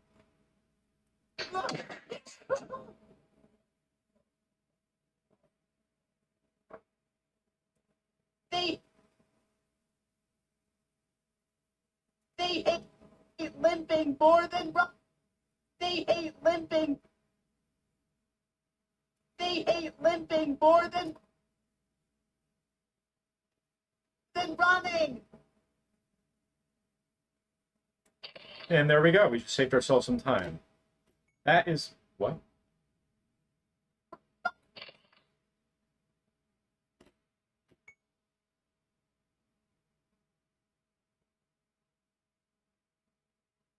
Than running. Well, just have to.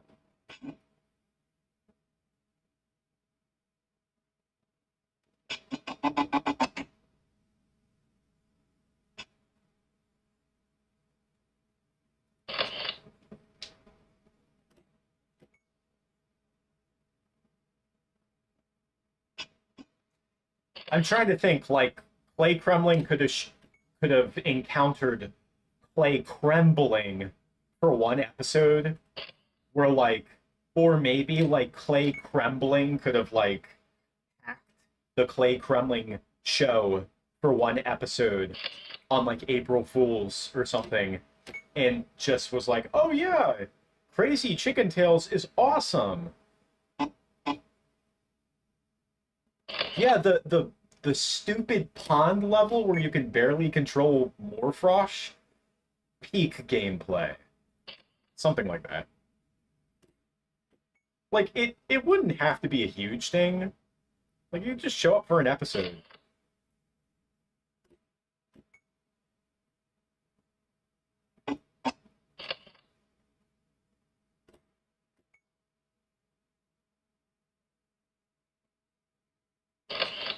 Whew. Whew, gonna be a long stream. We gotta go to the light at the end of the tunnel.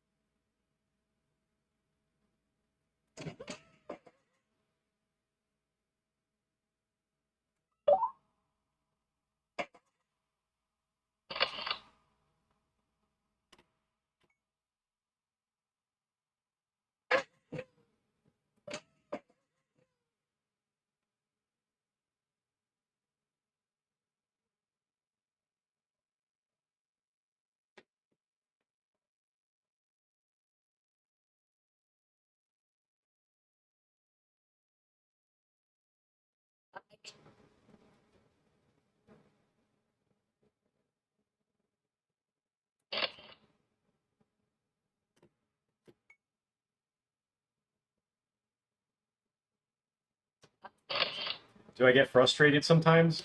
Like, while animating? No. I mean, once you start working on a shot, there's, like, not really any time to be frustrated, you know? It's like, you understand that, like, okay, once you start, you got to figure it out. You work with what you have.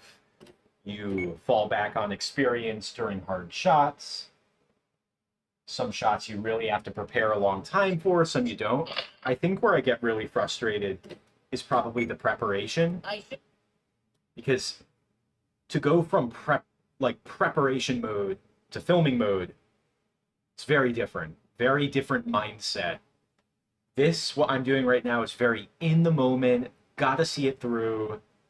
I'm not working on it like in the abstract, like, okay, I'm making this so it can be used in the future. Like, this is it. This is we're watching the film come together before our very eyes, you know? There's no time to get frustrated. I should have warned you about crawling. This is like the most, like, I mean, obviously, it's very, very, very captivating, very rewarding watching it come together in the editing room. But just seeing the environment in the light, you know, film composition, rule of thirds, seeing it come together. I mean, you're literally watching your movie come to life in real time.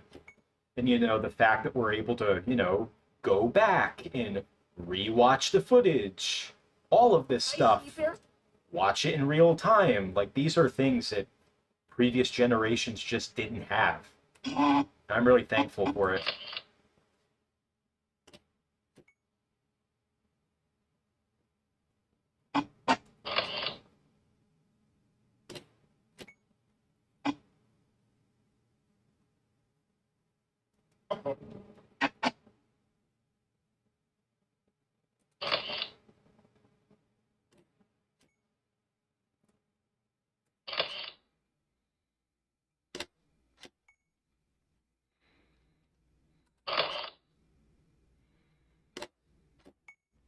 Yeah, my recommendation about, like, if you're doing stop motion animation, and this is something I got to work on, it's like, be in the moment. Like, one of the reasons I love doing this so much is because you got to be in the moment. You know, watching your film come to life and stuff. I find that, like, when I'm working on puppets, it's easier to think like, oh yeah, this, you know, this doesn't mean anything until it's filmed, but no, it does mean something working on it. But yeah, the actual filming, like I'm doing now, this is like, you have to be in the zone. Like, I'm not filming right now thinking like, oh, I'd rather be editing. Like, nah, come on. This is what it's all about. Especially since so many other, like, aspects of life require you to be on the computer, on the phone. Like, no, I love being able to interact, get my hands dirty and stuff.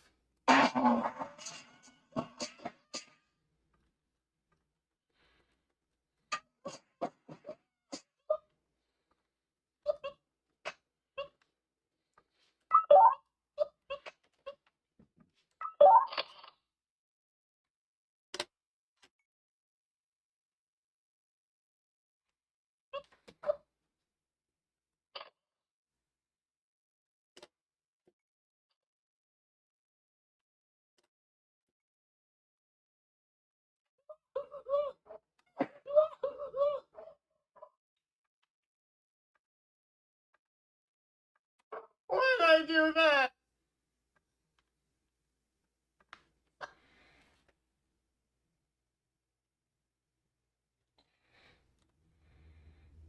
Like, I couldn't imagine, like, doing animation and I have to, like, do it on a computer. Like, oh my gosh. At least with stop motion, there's that distinction. Like, oh yeah, this is the one part of my work where I'm not glued to a screen. I mean, granted, I'm in front of screens, of course, but, you know, the screen is just a tool. It's the vehicle for the digitalization. This is all hands-on.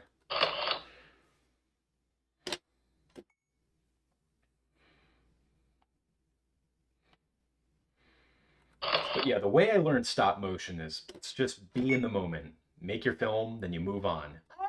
You make any mistakes, you do better next time. I don't know.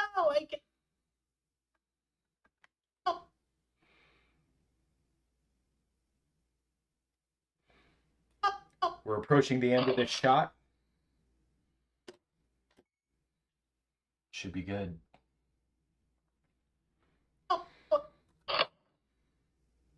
Oh, and oh man, we're approaching 100 Patreon members. So if you haven't joined, make sure you check it out. Join for free. We'll hit 100.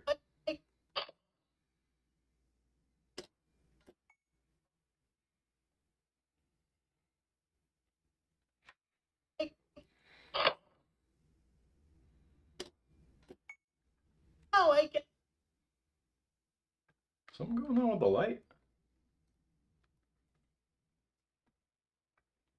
I guess not much. No, I guess he just doesn't like. That pixel still there? Oh yeah. There it is. I don't believe it. Oh boy. Still, it's somehow not as bad as the dust spots that we had during One Crab's Trash. No, I guess he just doesn't like.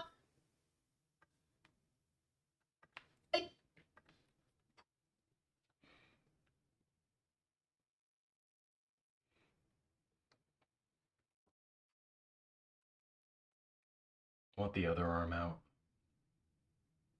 Reads better. Better silhouette.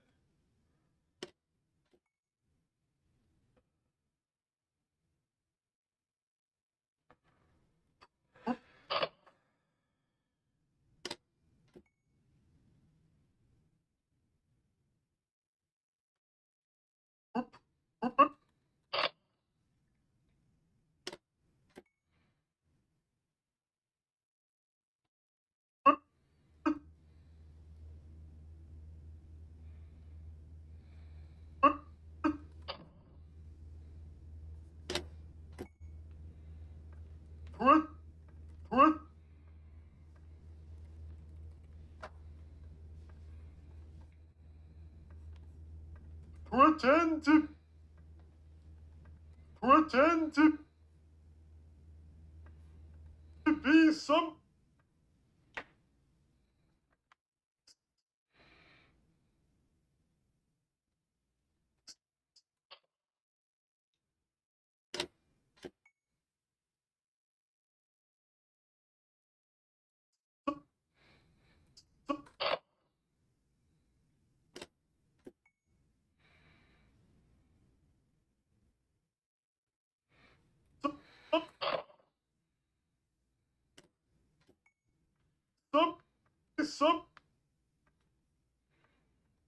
Somebody else.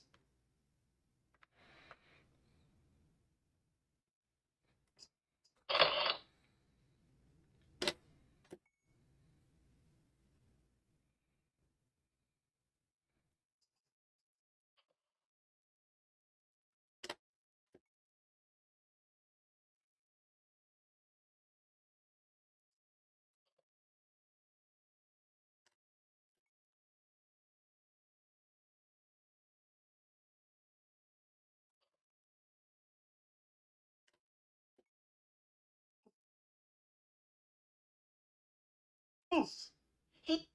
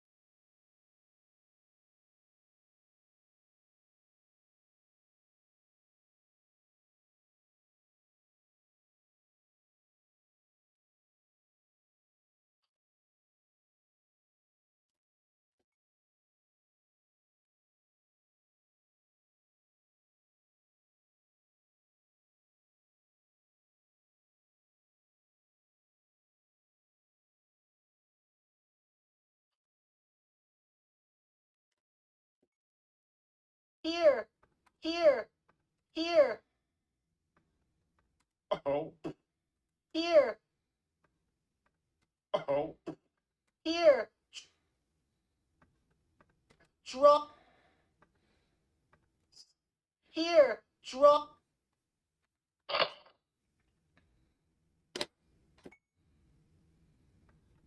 A circle. Go.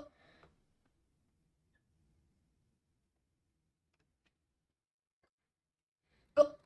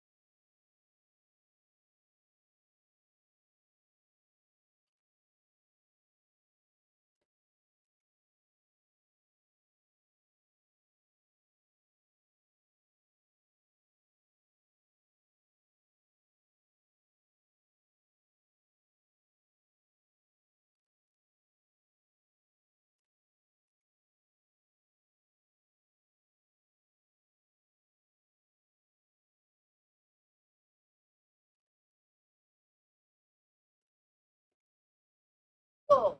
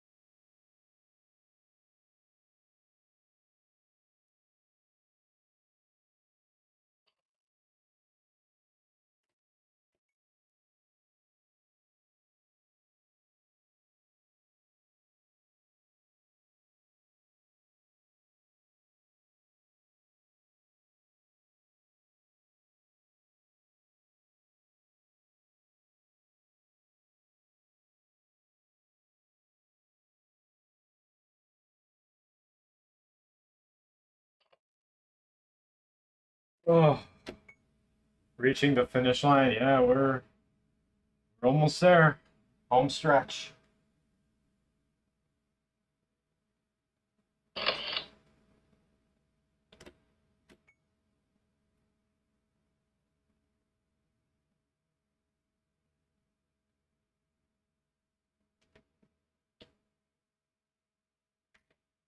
Oh my God. No.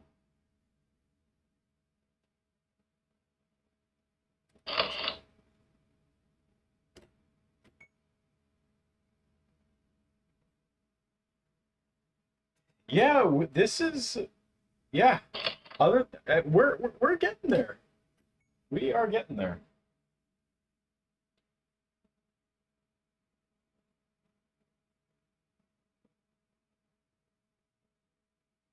Shoot, messed up.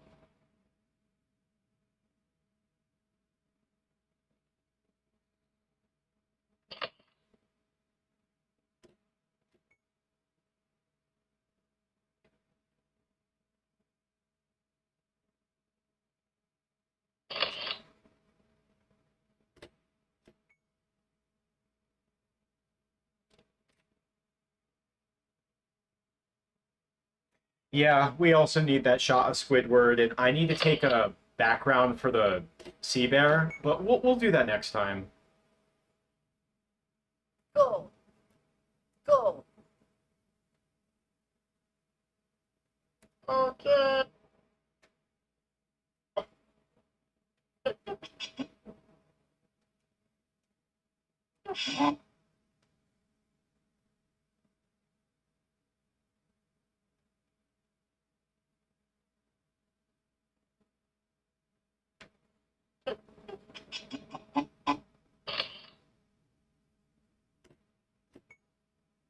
Any seasons 1 through 3 episodes I had never seen? Oh no, I've seen them all. For the longest time, I didn't see uh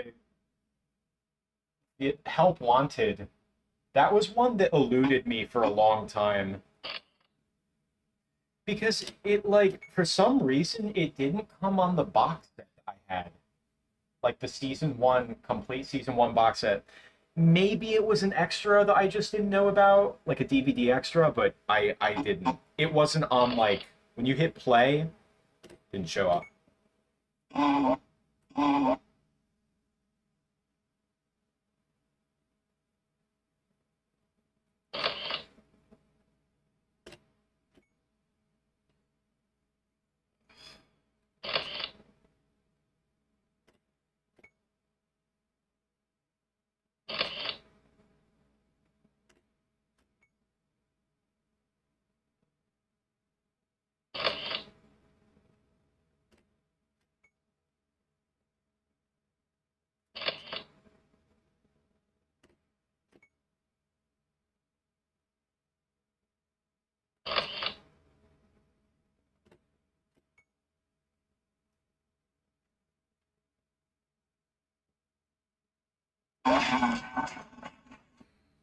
That scream, it's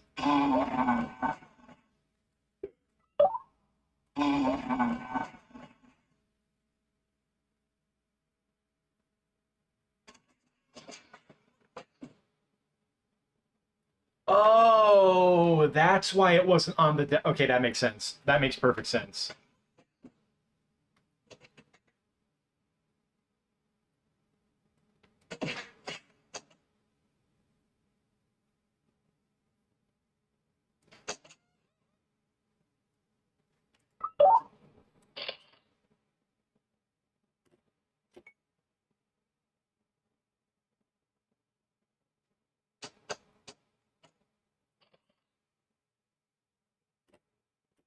SpongeBob and Patrick getting lost in the woods. We filmed that already. That shot turned out good.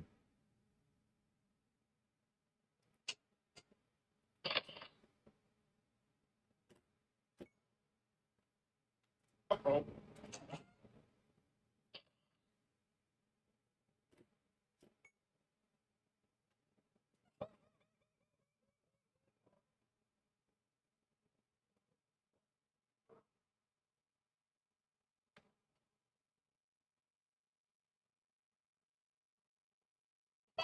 Yeah, I wasn't kidding when I said this shot was long.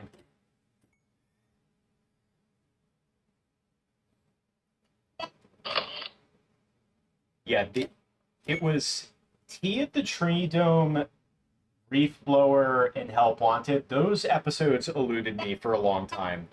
I remember being blown away watching Reef Blower and like that there was no dialogue, and that Squidward, when he's out of water, he turns purple. I thought that was so cool. That was an oval.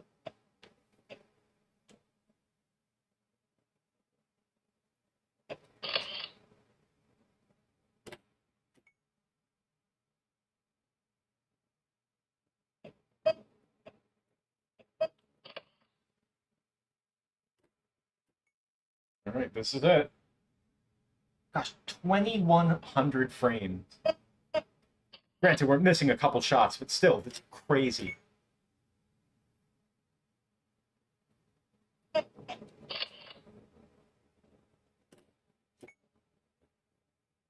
It has to be us. It has to be us.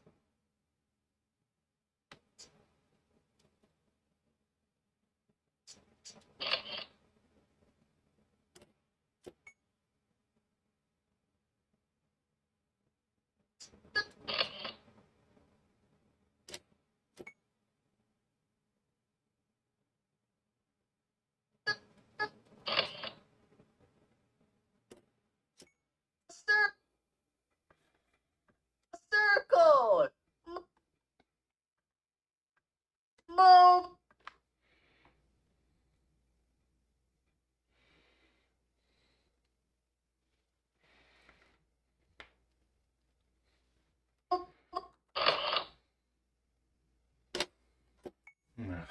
Hold on a second. I have to redo that. SpongeBob like twitches a little bit. I don't like how it looks.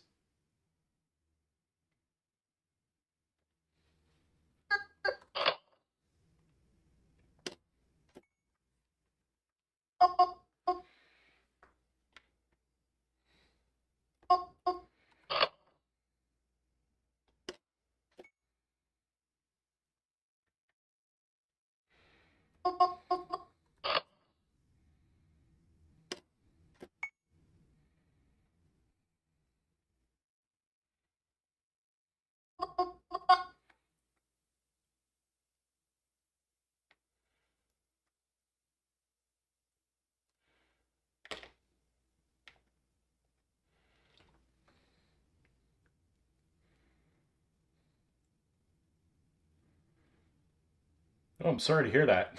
Hope you're good.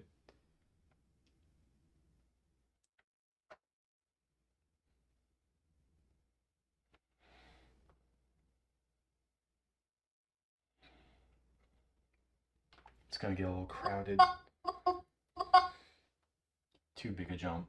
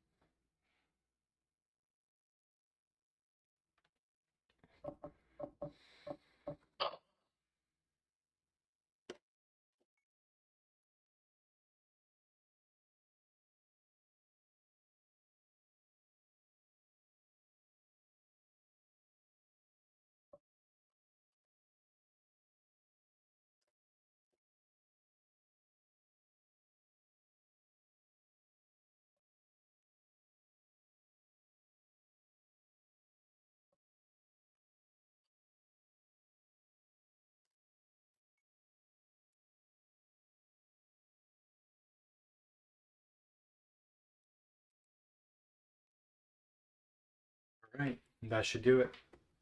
Oh, my feet. Oh, I don't know if you guys heard the crack from my ankle when I, like, flexed. Oh. There we go. Ay, ay, ay. And there you have it. That's our thing. We got the 20, we're at frame 2267.